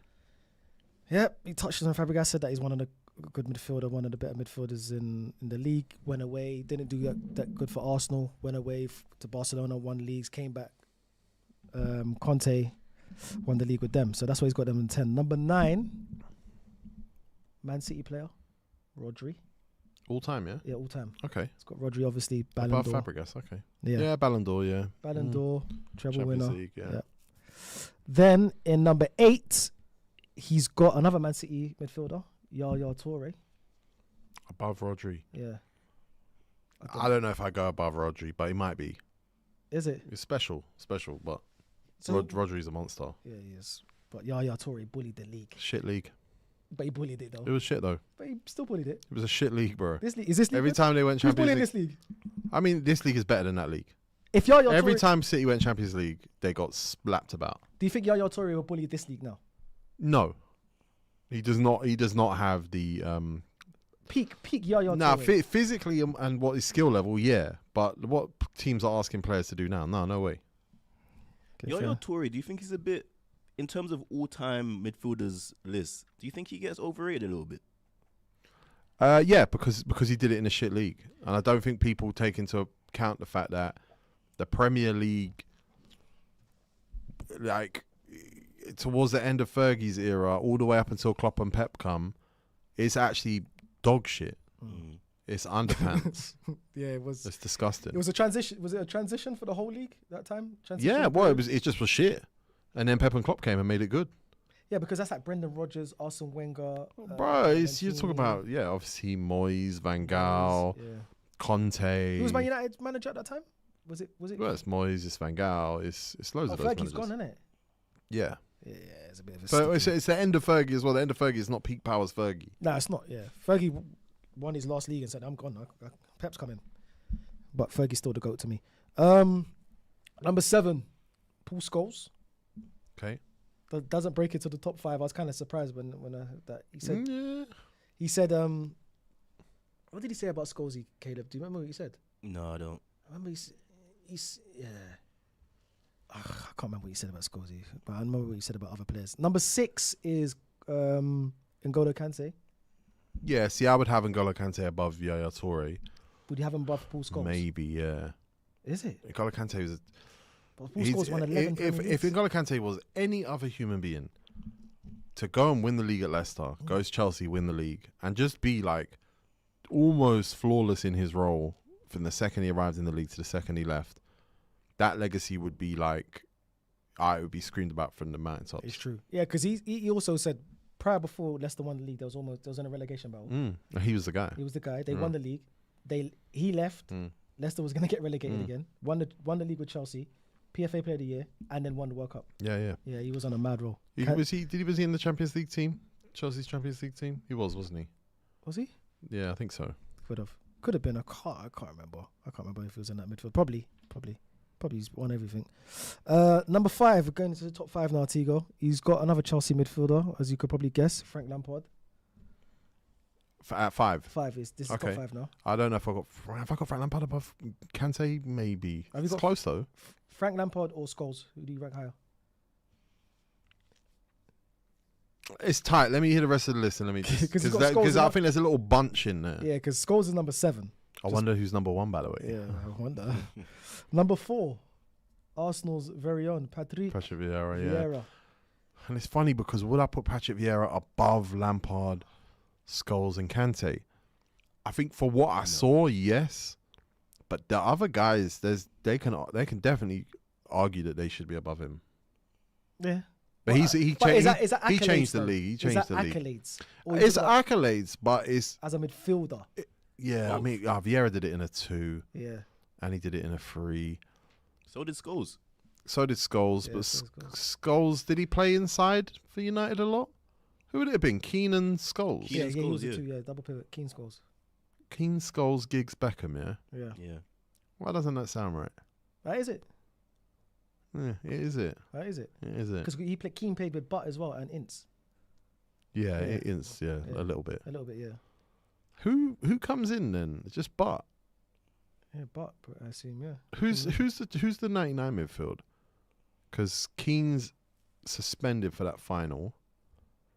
Yeah, Keane is suspended. They don't bring Veron in until 2001. Or 2002. Isn't it Ince? No, it's not Ince in 99, Caleb. Learn your team, bro. Okay. I think Ince is at Liverpool in 99. And what makes it worse, you're at a PC. You could have typed it. Exactly. Mental. Yeah, so that's Patrick Vieira, number 4. Number 3, top 3, he's got Kevin De Bruyne. And number 3, he said that paraphrasing, he said that Kevin De Bruyne for him is like the ultimate midfielder. I'm seeing in the chat that Scholes was up front with Van Nistelrooy, Beckham in centre midfield, but played big games a lot. I don't know. It doesn't feel right. But yeah, go on. Kevin De Bruyne. Yeah, he said Kevin De Bruyne's generational. He said he's one of the best midfielders he's ever seen. He's got it all. And Yeah. this is why he's in the top 3. And I totally agree with him. Kevin De Bruyne for me is, you know how I feel about he's Kevin magic. De Bruyne. Yeah, he's magic. It was Beckham, sorry. It was Butt and Beckham. Butt and Beckham in midfield in the 99, yeah. And then there was Giggs and Blomqvist. Blunkvist, Jesper Blunkvist, yeah, on the right, yeah. Yeah, Kevin De Bruyne, top 3. Top 3, okay, he's made it up to top 3, okay. I'm excited now. Number 2, so you know who number 2 is then. No. He was talking to the man on the couch. He was telling him, Keane. Roy Keane's number 2. Yeah. All right. Football Twitter. You got a lot to answer for now. We were talking about Roy Keane earlier and just how people talk about him. Like the idea that Sir Alex Ferguson couldn't just go and buy anyone in the world at that time, or at least anyone in a certain point of Europe. What? And he kept Roy Keane for all those years. And Roy Keane was never getting dropped. He fought his way out of that club. Yeah. That's one of the best midfielders in Premier League history, one of the best midfielders of all time. And I genuinely think if he wasn't Irish, people would talk differently about him. I don't know why. I don't know why Irish is a license for you to disrespect him. But I do think the way he's talked about is like if he was French, Italian, German, English, even Scottish, I don't think people will talk about him like that. But Irish, it just feels like a license to disrespect him. Do you think he's top 2? Keane. Is he top 2? Nah, he's not top 2. Do you think anything? I don't think he's better than Vieira. Nah. He was also sitting next to him when he was doing this list, by the way. Yeah. Oh, was he? yeah. just for context. And also, you said one of the Mark Goldbridge there as well, yeah. Yeah, the reason why he said he put him there, he said obviously you don't do the long balls like Paul Scholes and switching them like Scholesy and Lampard. But he said what you do best, what I loved as a midfielder, is that you find your 10. You used to find your 10. That was the first thing you do. You get the ball, you turn, and you're trying to find your 10. You're trying to make things happen straight away. There was a very specific Roy Keane pass. Roy Keane had the ability to get on the ball, slow things down, and find left, right, centre, but just find it with a very specific pass that was like most players needed the ball to be in motion. Roy Keane could, in motion, stop and pick that pass like it was a computer game. He was a good player. He was very good at that. Yeah, I think he was just a basic player, a passion merchant. He was just he was all that. He would carry his team, but he was a very good player. You can't be just going toe to toe. As I said earlier as well, you know, what's his name? Gerrard said that he molded his game after Keane. So if you have a player like Gerrard molding his game after Keane, you can also imagine that Carragher, probably knowing this about his arguably probably favourite midfielder, is thinking very highly of Keane, and probably a lot of the players of that era think very, very highly of Keane. It's interesting, isn't it? Because I remember Dave tweeting about no one in a playground ever said I want to be like Graham Souness, which was like a legendary tweet. But kids did say that, and there are definitely pros who said that. Yeah. But not his era, Yeah, no. not his era, no. But again, Roy Keane, same thing. Like Steven Gerrard said, I want to be like Roy Keane. But the kids Dave's talking about want to be like Gerrard. And who's number 1 on the list? We all guessed it. We just spoke about him. Who's been mentioned his name? Steven Gerrard. Shout out to Dross17 who said, find your 10 in a 2-man midfield. That's a great point. Superb. I heard that. And, That's what Jamie Carragher said. Yeah. No, you didn't say it. I get it. Don't get mad at me, but good observation. But yeah, he said Steven Gerrard. He said obviously when he was young, he was this kid that just came through. And he said everybody was going to Lily Shaw and all these academies, and we all knew about the Lampards and the Beckhams and everything. But he said that when Gerrard came through, he didn't come through from like conventional like with the Lily Shaws and all the rest of them. He just came through his academy. He said he was younger than him, and he just said he was special, man. You just knew he was one of the best players in and around the squad at that time as a young Gerrard, and he was just enthusiastic and he just wanted to impress. And here we are. The rest is history. We just know what Gerrard's about. I personally have him. Gerrard, for me, midfielders, he's in my top 3. Easy. I think he's the. I think he's better for me. He's better than Kevin De Bruyne. Not for me. But I think Kevin De Bruyne is the ultimate midfielder of all of them. I think he's the one that can do absolutely everything what they all can do. I think Kevin De Bruyne might say that Gerrard's better, but I'm always going to back De Bruyne in that conversation. Fair enough. And you know what? I'm not mad at you. Kevin De Bruyne will always be in that conversation for me. He's world class. Shout out to Jamie Carragher getting in on the top 10s, by the way. Yeah. That's cool. Who created that one? Match Magazine, I believe. Yeah. That's what we found out. Content creator? Yeah. Okay, cool. Guys, give us a like. We're about to count down every team that's challenging for those Champions League places outside of Arsenal and Manchester City, and we're going to figure out who's actually going to finish in those last 3 Champions League spots. Yeah, Caleb, feel free to get involved, man, because you guys might be under a little bit of, But we need those likes, Miles. You want to ask for some likes? Guys, can you hit the likes, please? I know you don't like me with my SA scarf. Just for this section, you know what? That was just one person didn't like it. It's getting a bit hot. Okay, is it? Yeah. Yeah, let me get it off. Take off show me the small head. Guys, like, comment, subscribe, hype, share, and do all that good stuff. It's just me and Tego today. We're putting in some work for you guys. Geordie's on holiday. PTS Specs, you know where he is. Daz is doing Daz the stuff. He's on a date in Weatherspoons right now. It's 3:00. Facts. I don't know if you can hype alive, actually. You want to keep the hype alive? I don't know if you can hype alive. I don't think you can hype alive. But this people's going to watch this after, no? I don't think you can hype it after either. But it's okay. But we'll take your likes. We need the likes. Yeah, we take your likes. And hype the other videos as well. Yes. So, T, tell us. We'll start with Chelsea. Sure. Okay, let me look at their fixtures as well. Actually, yeah, we'll start with Chelsea. Chelsea's first fixture of their next 6 is Manchester United at home. Mm-hmm. How do you think that game ends, Miles? Who's at home? Chelsea's at home. They got they lost that game, isn't it? Sanchez had a stinker. Remember, came out and kicked somebody. Yeah. 1-0, Record. 10 men. If I'm being completely honest, I could honestly see that game ending in a draw, in like a 2-2. I could see Manchester United drawing that game. I feel Man United will be the better team, but I could see. I don't know. I just feel like Chelsea could pull off a draw there. Caleb, what do you reckon? I think United confidently wins that game. Why? It's You just like- confidently lost to Leeds. Yeah, but I even said that I thought we were going to lose to Leeds. Like So that's not help their argument. I think United are a team that shows up for big matches. I think we have a team that sort of suits these kind of matches compared to suits going against teams that are going to sit back more. So I think a team like Chelsea, I don't think they have a lot of quality as well. I think they have players that can the players that they have that could make something out of nothing. They're not doing it this season. I look at our squad. I think we might be in hot water because our centre-back options are going to be Heaven and Euro because Maguire is out from suspension and so will Martinez. So I think that might be to our detriment. But besides that, I don't know. I just feel like we got a team that better suits it. I think he's going to probably go back to Mbumo up top, and on the right, Cunha. I think Kobe Mainoo will probably be back. I just see us winning that. I don't know. I just feel like, I just see it, man. I hear what you're saying because I think Chelsea are a bit rubbish. I think Chelsea haven't won in 5, maybe. Yeah. That record won't go on forever. You lot have only won 2 in 5. I think there's a bit of pressure on this game. Definitely on Liam Rosenior. Liam Rosenior kind of has to win it. Yeah, he does. Especially the way how you threw it away against. If your central defense is what it looks like it's going to be in that game, Euro. I don't know why I would give you my confidence. Yeah, but look at that.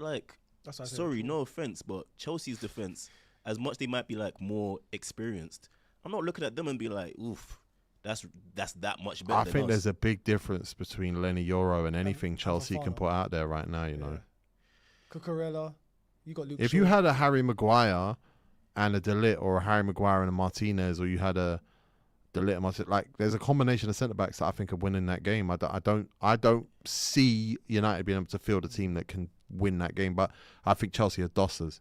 So I'm kind of with you, Miles. I think we go 1-1. Dossers. Yeah, I go 2-2. I want to see a high scoring game. So I think there's going to be a draw there. But which is not a bad draw for you though, Caleb.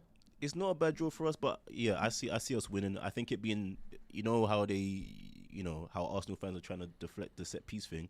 I think United have been a heavy set piece team, and I can see us winning. Oh, you're right behind us. Yeah, The I set can see pieces, us winning through a set piece or through a transition. And I think also because of the suspensions and because of what happened with Leeds, United love entering games as quote unquote underdogs. I don't know how much we're looked at as underdogs in this game, or if it's looked on at a level. But I don't know. I just see us. If Kobe's not back, you could potentially lose that game If because Kobe's not back, I think we lose. their midfield is better than yours. I think Casemiro and Ugarte, I don't think we won one game where Ugarte started. So if Kobe's not back, I think we lose. Yeah, I think Caicedo and Santos can control that midfield more than Ugarte and Casemiro. Yeah, but I think if we have nice. mainly back, I think we win that game. Yeah, so T, we've got 2-2. Caleb obviously is going for. What's the We score, got that- Caleb? I give us 2-1. But between us, we've gone with a draw in that game. That's 1 point each. So Liverpool have got Everton away. Caleb. Oh, this is tough, man, because this ain't the same it's a tough Everton. one, man. But I think Liverpool don't really lose to Everton like that. I've got them losing. this Got one. them Well, losing. Liverpool. Yeah. New 1-0. Stadium. The players Everton are just they're Everton's fire, just tough. They're just Yeah. tough, and I Liverpool give it ain't a tough. draw. I could see a draw. I see a draw. I You see can. you boys going draw, yeah? Yeah. I could see a draw, but at the same time, you know what? I'm kind of with Tego, man. Everton, this is a different Everton, and I hear feel it. like they're chasing Liverpool. No, They're already? chasing Liverpool, yeah. They got- Yeah, there's Liverpool incentive have there. Isak back though, no? He's I back. don't. Oh, Will he is. Will he start? Is he playing against PSG tonight? Came on against PSG last game, so rightly so. If I'm he came off the bench. He came off the bench. He did came off the game. I just think Liverpool ain't tough, and I think Everton will match them and play tough against them, and they're gonna be very physical from set pieces, and they've actually got a couple of tricky players. Like the Everton are well built, and they're Good well built to midfield. go 90 minutes as well. Yeah. And I think it's a derby, and the derby will go 90 minutes. I've got Everton winning 1-0. Miles, what do you reckon? I can see an upset here. You know, I can. It wouldn't And be an upset, I don't think. And Liverpool has got Champions League game. Do you think it would be would that classify as an upset? Nah, A team not 2 this points, season, yeah, not this two season. places behind them Not this season. at home. Not this No. season. Nah, Liverpool's falling off this So season. what? We're happy to say Everton win. I'm still going for a draw. You going draw, Miles? Ugh. Need to commit, pal. I could see Everton doing something. I'll go for a draw. We'll go for Okay, a draw. that means it's a draw. Aston Villa play Sunderland at home. Aston Villa win. I got Villa winning that. Yeah. Although their midfield is still crazy. There's still a lot of Ross Barkley going on in there. Is Tielemans not back yet, is he? I don't think so, no. No. Kamara's still not back, is he? I don't think Kamara plays again this year. Yeah, see, yeah. And who's Do you that? think you'll ever say Tillemans' name properly? Was it Tielemans? Tillemans. What do I say? Tielemans. Tielemans, yeah. My bad. Wonder Kid as well, by the way. Yeah, Aston Villa, man. I feel like they need to beat Sunderland. They should have won against Forest. They should have won against Yeah, Forest. they battered Forest. Caleb, home, Villa versus Sunderland. It's at home, which, I think is great for Aston Villa, but I see an upset. I see Sunderland win. Sunderland ain't great from home, though. They haven't been that good. Away from home, I don't know. You got This Sunderland winning. I got Sunderland winning. Oh, wow, that's I a think big an one. upset. You got Villa winning. I got Villa Miles. winning I that, got yeah. Villa winning. So that's we as a group we've decided that. All right, we're at week 2. Chelsea play Brighton away. That's Bluco Junior. Yeah, Blue Coat Junior. Brighton away. Has João Pedro's old team, Cucurella's old team. I think it's a tough game. I think I think Brighton. it's tough. Tough. They do one of two things. They either switch off this time of season or they slyly just go, right, look what we can do. Yeah. And I've got a feeling, I've watched them a couple of times over the last few weeks, and I like them right now. I like the mobility. Hard to I beat. like the interchange of positions. I really like the centre-backs. Yeah, Van Heck and Lewis Dunk. Their fullback. I don't think Chelsea are winning this game. So what, you think they lose 3 games in the spin? We got them drawing against United. So drop him. So, okay. So you think they lose to Man City, draw to United, and then lose to Brighton? I don't necessarily think they lose, but I kind of do think they lose, yeah. Jeez, that means Racina's job's on the line then. This is scary stuff for him now. This is a result I feel he needs to pick up. I'm going to go for a Chelsea win because I feel like this is a result they need to turn around. Caleb? Brighton win. I think Welbeck gets A brace. a brace, maybe, yeah. Big boy Welbeck. I could just, I've got Brighton winning this. I hope I'm wrong, boy. Liverpool play Palace at home. Palace are doing their Oliver Glasner end of the season turning it up thing, but I can't see them going to Anfield and winning, especially where they got Europe going on. Yeah. They'll be knocked out by then, Liverpool. No, but Palace. Oh yeah, they're still in conference. Yeah, I think they're going to be resting players now that they're safe. Yeah, Liverpool win that. I think Liverpool win that comfortably, probably 2-0. Comfortable win. Caleb? Yeah, I see Liverpool winning. Yeah, I got 3 points for Liverpool. They need the points as well. Villa play Fulham away. Ooh, That's not easy. That's a game we just that's throw a in the air. hard you one, don't know. man. That's a coin toss. It is a coin toss, man. You know what? I got him with a. Draw. I was going to say a draw, but I'm getting Villa. The momentum, they're going to beat Sunderland. The same points as Manchester United, and they're going to bring that momentum and they're going to try go again. And Man United's going to drop points that week because you're playing Chelsea. I think it's going to be a draw, and I think they're going to use that incentive and use that fire in their belly to go back to third. Villa, I'm back in Villa to beat. Caleb, you back in Villa? You better hope not. Nah, be realistic. Don't plan ahead. No, I'm not doing it because of United. I'm thinking Fulham's been a bit weird this season as well.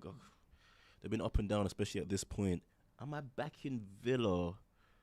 Yeah, Fulham's a weird team, man. I need to see if they beat Bologna in their second leg. Do we know when their next Europa League game is? Because if it falls around that time, I don't know about Villa. I don't. I think it'd be the week after. I think it'd be the midweek after this game. I could see Villa winning. Is that what you got? Yeah. Boys, why are you so bad at committing to results? No. No, this is a genuinely tough match. It's because you want to be a different result than your head's telling you. Yeah, it has to be. Like even when I was looking at the Villa team, the last one that played, I think is Konza just coming back from injury or something. Who? Maybe. Konza, because Pau Torres and Lindelof played. I think that back line against like a Fulham. I think they're getting Fulham. Fulham, who's that? Fulham. Ruiz. All right, so we're going Also Villa. good, Villa man. I'll 3 give it to points Villa. then. I'll give it to Villa have picked up 6 points so far, the only team so far. Man United play Brentford at home. Mbuemo's revenge. Brentford at home. Or is it Brentford. Keith Andrews' revenge? Keith Andrews got no time for That's tough. Mbuemo. I think it's a draw. I'm going for a Brentford win. They're tough to break down. They're tough to beat. I'll break the Strikers tie on with I'll say a draw then, yeah. I kind of hear what you're saying. I think they're on fire, man. Chelsea play Forest at home. That's got to be a win. Oh, Brentford on fire. Sorry. They've Brentford. drawn like their last 3 games. Like They ain't losing. And they ain't losing their games, bro. Right. And Kelleher's a good keeper. They got a good defense. Midfield is there. Okay. I don't know if they're on We fire. know that we know what they got with I don't think they're on fire, but they're good. They're a good they're team. a good team at home. Brentford Yeah. ain't a joke, man. Yeah. Yeah, They we'll beat you see. already this season, no? Probably. Forest, Well, that could've been- Chelsea at Forest at home. That's 3 points for Chelsea. Liverpool play United away now. Liverpool play United away. Old Trafford. That's a tough one. I think it really depends on how Isak does in these next few games. Because if he comes back and he's just on smoke, I can see us having a lot of issues. But if he's not really back to full fitness and he's still a bit like off of it, I don't think that. Right, if you need centre backs, why are you talking about Isak? Ekatike will bully your centre backs. But we've played them already when they had like Ekatike. and It's these different. It's a different stage of the season, bro. men. Okay, cool. But I think we'll have our You centre beat backs. them with the new manager bounce. What? Oh, we came with a new manager. Yeah. bounce. Yeah, I mean, I don't know, man. I feel like, as I said, it's the same thing that I felt about us playing Chelsea.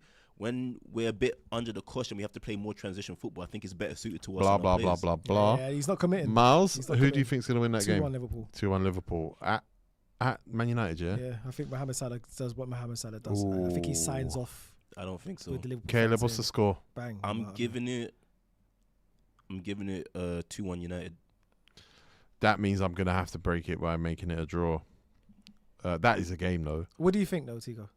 I like that Salah narrative. I like that Liverpool just turning up and just going to another level Yeah. because they are another level compared to Man United in Yeah. terms of squad. In terms, the manager is poor though. Mm. Manager is very poor. I think they got a bit too But much. for Liverpool Man got too many elite players. I for also Man think United. we'll have, not that this means anything to you guys, I think we'll have Dorgu back by then as well. United. Is it Amorim who beat Liverpool? Yeah. Oh really? Oh no, I thought No, it was no. Carrick. It was. No, was it Amram? I thought Carrick beat Liverpool and City. It might have been. He did. All right, whatever. I don't know.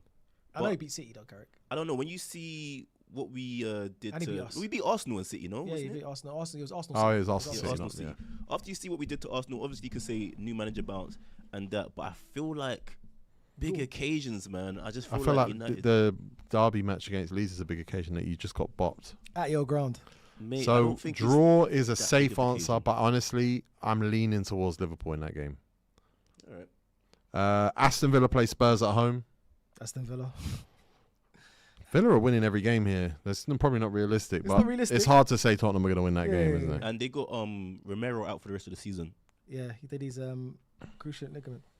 Chelsea play Liverpool away in Chelsea, the what is- next week. All these fixtures. Yeah. Chelsea versus Liverpool. That's a tough one as well. Liverpool. I think Liverpool's better. Defensively, they're better. They got and their attack is better than Chelsea's. Chelsea's attack is blunt right now. Caleb, can you make an argument? Chelsea sometimes just show up in these random ones. No, they it don't. depends how Liverpool are feeling Yeah. this season. Liverpool- But I would say- there's no logic that says Chelsea win this game. Yeah, is there? Liverpool's too There's strong in none. their I'm attack. trying to bro. give like a, Yeah. but I think Liverpool I probably, hear it, but nah. probably win. So Liverpool get that. I think Liverpool's too strong in their attack But like, what shows us that like Liverpool are just gonna come and just like? because they got Beat Rio, United they got and Rio, Chelsea they got back to Salah, they got Wirtz, they got. But they what got, have they done this They season got to show you that? Ekatike, they got Isak, bro. They've got options. Well, Okay, they beat Arsenal, And and we this beat Arsenal. they're playing Chelsea. Yeah, I know Chelsea aren't great, but I feel Suppose like Live- Liverpool are above Chelsea, They are, bro.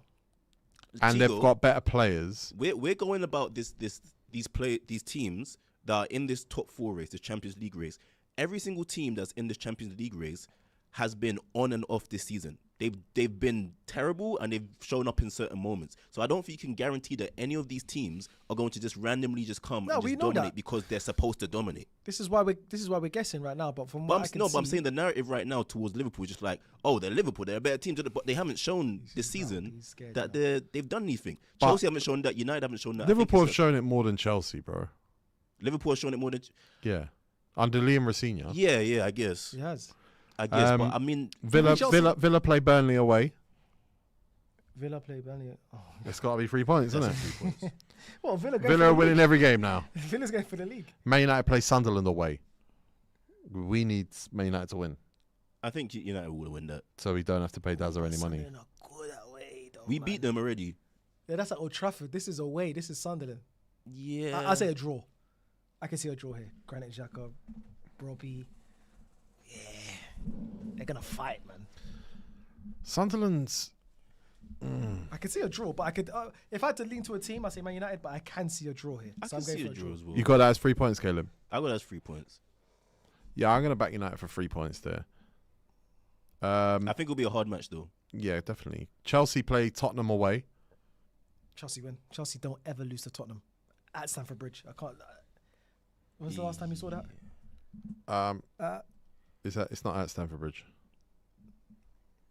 No, you said Chelsea. Yeah, it's at Stamford Bridge. Chelsea playing Tottenham away, according to this. 1 second, you could be right. You know what? You're looking at the thing. Nah, man, it's Stamford Bridge. Oh, it's man. at Stamford Bridge, yeah? Yeah, I Okay. knew they was gonna. Yeah, it's Stamford Bridge. All right. Yeah, that's Chelsea win, isn't it? Yeah, they don't lose to, and that's a potential game they could actually relegate Tottenham. Ooh. Yeah. That's a cup final. I can't really see Tottenham winning That's the second to last any game. games or Yeah, many bro, I'm games. sorry, not sorry at all. All right. Next game is Liverpool go to Villa. Liverpool. I think Liverpool have too much. Liverpool, yeah. Liverpool. Morgan Rogers and Watkins and Buendia. They don't have enough. Liverpool's got too much in their attack. And they're over, like you said, they got Paulinho and Lindelof. Konsa's not back by then. Pau Torres. Pau Torres, and Lindelof, they're in big trouble. No, but I think Konsa is back. He was on the bench last game. Okay, but even so, though, I think Liverpool's got way too much in their attack, and they've got the better You guys midfield. keep doing this. Liverpool got too much. They have, brother. They've got all their attack back, and they've got. But then, what have any of these? You players were shown just me? crying about Isak playing against Man United like 10 minutes I ago. don't know what, brother. I was saying I have to see what Isak has to when Bruv, does when even he comes without back. Isak, they've got Rio, they've got Salah, they've got Wirtz, and they've got Ekatike, and then they've got Szoboszlai. They've got Wirtz. What have Wirtz done this season to show you that they got? Give me Villa quickly. Give me Villa's attack that's going to damage Liverpool. Go on. What Rodgers? Well, I don't think Villa's attack is that amazing. So Liverpool's attack's better than theirs, and Liverpool's got the better defense. They're the better team, bro. What are we doing? I feel like Liverpool at home though. Of course, but I still think Liverpool's better than Villa. I don't know. What would you they've say with shown me the this season? What are you saying the result's going to be, Caleb? I think 1-0 Villa. What? Yeah. You're getting mad. I don't know what's mad about that. I kind of got 1-0 Villa, yeah. What? Yeah. You don't think Villa beats Liverpool? At home, yeah. Nah, What do you think? Nah. Villa are Nah, where no are they? chance. We just had them basically winning every game up until now. No, You because think, they're better than the teams they've been playing. The teams you just mentioned. Man United play Forest at home. Man United win. There's 3 points, Yeah, bro. no, Forest are If relegated it's not by 3 points, get out the Champions League Yeah, race. yeah. we win. Final round of fixtures. Chelsea play Sunderland away. Who? Who what? Which bit of the who? Chelsea Play Sunderland away. I think Sunderland win. Sunderland win. Please. All right, you guys have said Sunderland win. Yeah. Liverpool play Brentford at home. Brentford fans are going to be wearing fancy dress and that. Liverpool. Caleb? Brentford.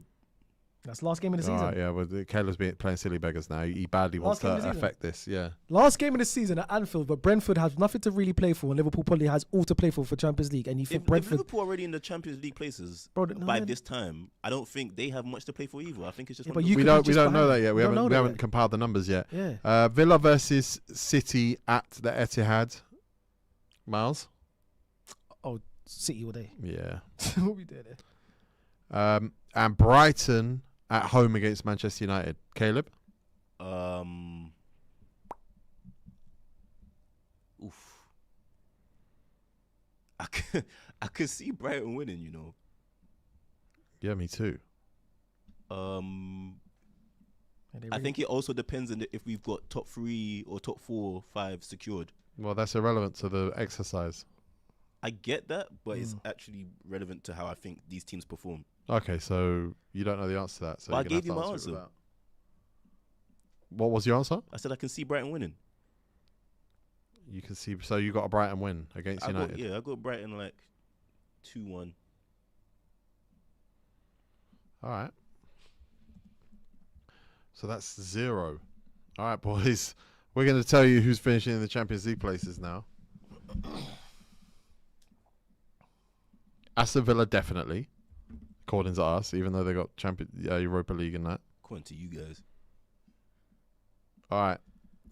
The table finishes like this, boys. Aston Villa in 3rd. Manchester United in 4th. Liverpool in 5th. And Chelsea quite far away in 6th. I could see that though. 8 points behind, according to us. I can actually. I don't think Villa's getting 3rd. Why do you think you are? You've got the harder fixtures, you know. They don't have to play all those top teams. Bro, they got their last 2 games are top teams, no? It's Yeah, and we City gave them Liverpool. losses there. Huh? We gave them losses there, bro. Yeah. And where have you given us losses? Yeah, but you're playing more harder teams. You're playing more the teams in the top 4 than they are. Well, because They're playing 2. You're playing 3. you got Chelsea and Liverpool. Yeah, bro. And they got Liverpool and who? They got Liverpool and City. They lose both those So games. how do they have more teams? Oh, okay, you've got this, but the other fixtures, you go away to Sunderland. You got harder fixtures. They play more home games. That's why I don't gave know them if more that points. makes a difference for us in terms of We've like got a away. solid 6 point difference between Villa and United here, Caleb. 6 points. 6 points, yeah. I think we've overrated Villa's chances, man. I Well, think for we the same- probably have a little bit, yeah. Probably. Because they win their first 4 games according to us, but those first 4 games are super winnable. First 5 games actually. And Yeah. okay, take away 6 points. Yeah, Take away 3 yeah. points. Take away and then take away 2 wins. Yeah, And then let's have a look at Manchester United's draw against Liverpool and the draw against Chelsea and say, okay, maybe delete one of them. Villa still finished 3rd. I think they could drop points to the Villa are at that weird point where they could drop points to Sunderland, Fulham, or they could beat them. Like I think, as I said before, all these teams, which is what is not helpful for the exercise, but all these teams have the capability of having balls on them. That's a super fun way to produce a show, Caleb. Thank you. Bouncers Bernard in the super chat says Caleb getting an appearance, injury crisis. Not so much an injury crisis. We don't normally go live on Tuesdays. No, we don't. With Geordie's in Thailand, Specs is recording with Angry Gins right now. We just wanted to do something special. We'll do it again next week. Yeah, but why not, man? Thank you everyone for coming to the live. Thank you, Caleb, for contributing in a massive way. Let us know what we got right and what we got wrong. Please give us a like. Chuck us those likes. Hopefully we've helped to make your Tuesday afternoon a little bit more fun. Yeah. Arsenal fans, rank your players out of 10 throughout the season as well. More the same players as yours, but yeah. Yeah, let me know. Please give us a subscribe if you haven't. Please, like all of our stuff. And we've got a new episode dropping tomorrow with Leah's. With Leah's, a big episode. Big one. Controversial. A lot of shouting. Liaz is a good guy though. Thank you, everybody. We'll see you tomorrow. And then Friday, the year in ball is Geordie versus Specs, and it's a banger. Woo! And then Who we'll be wins back all over. We'll see. Was it a good one, though? It was a good one. It was a good one. Nice.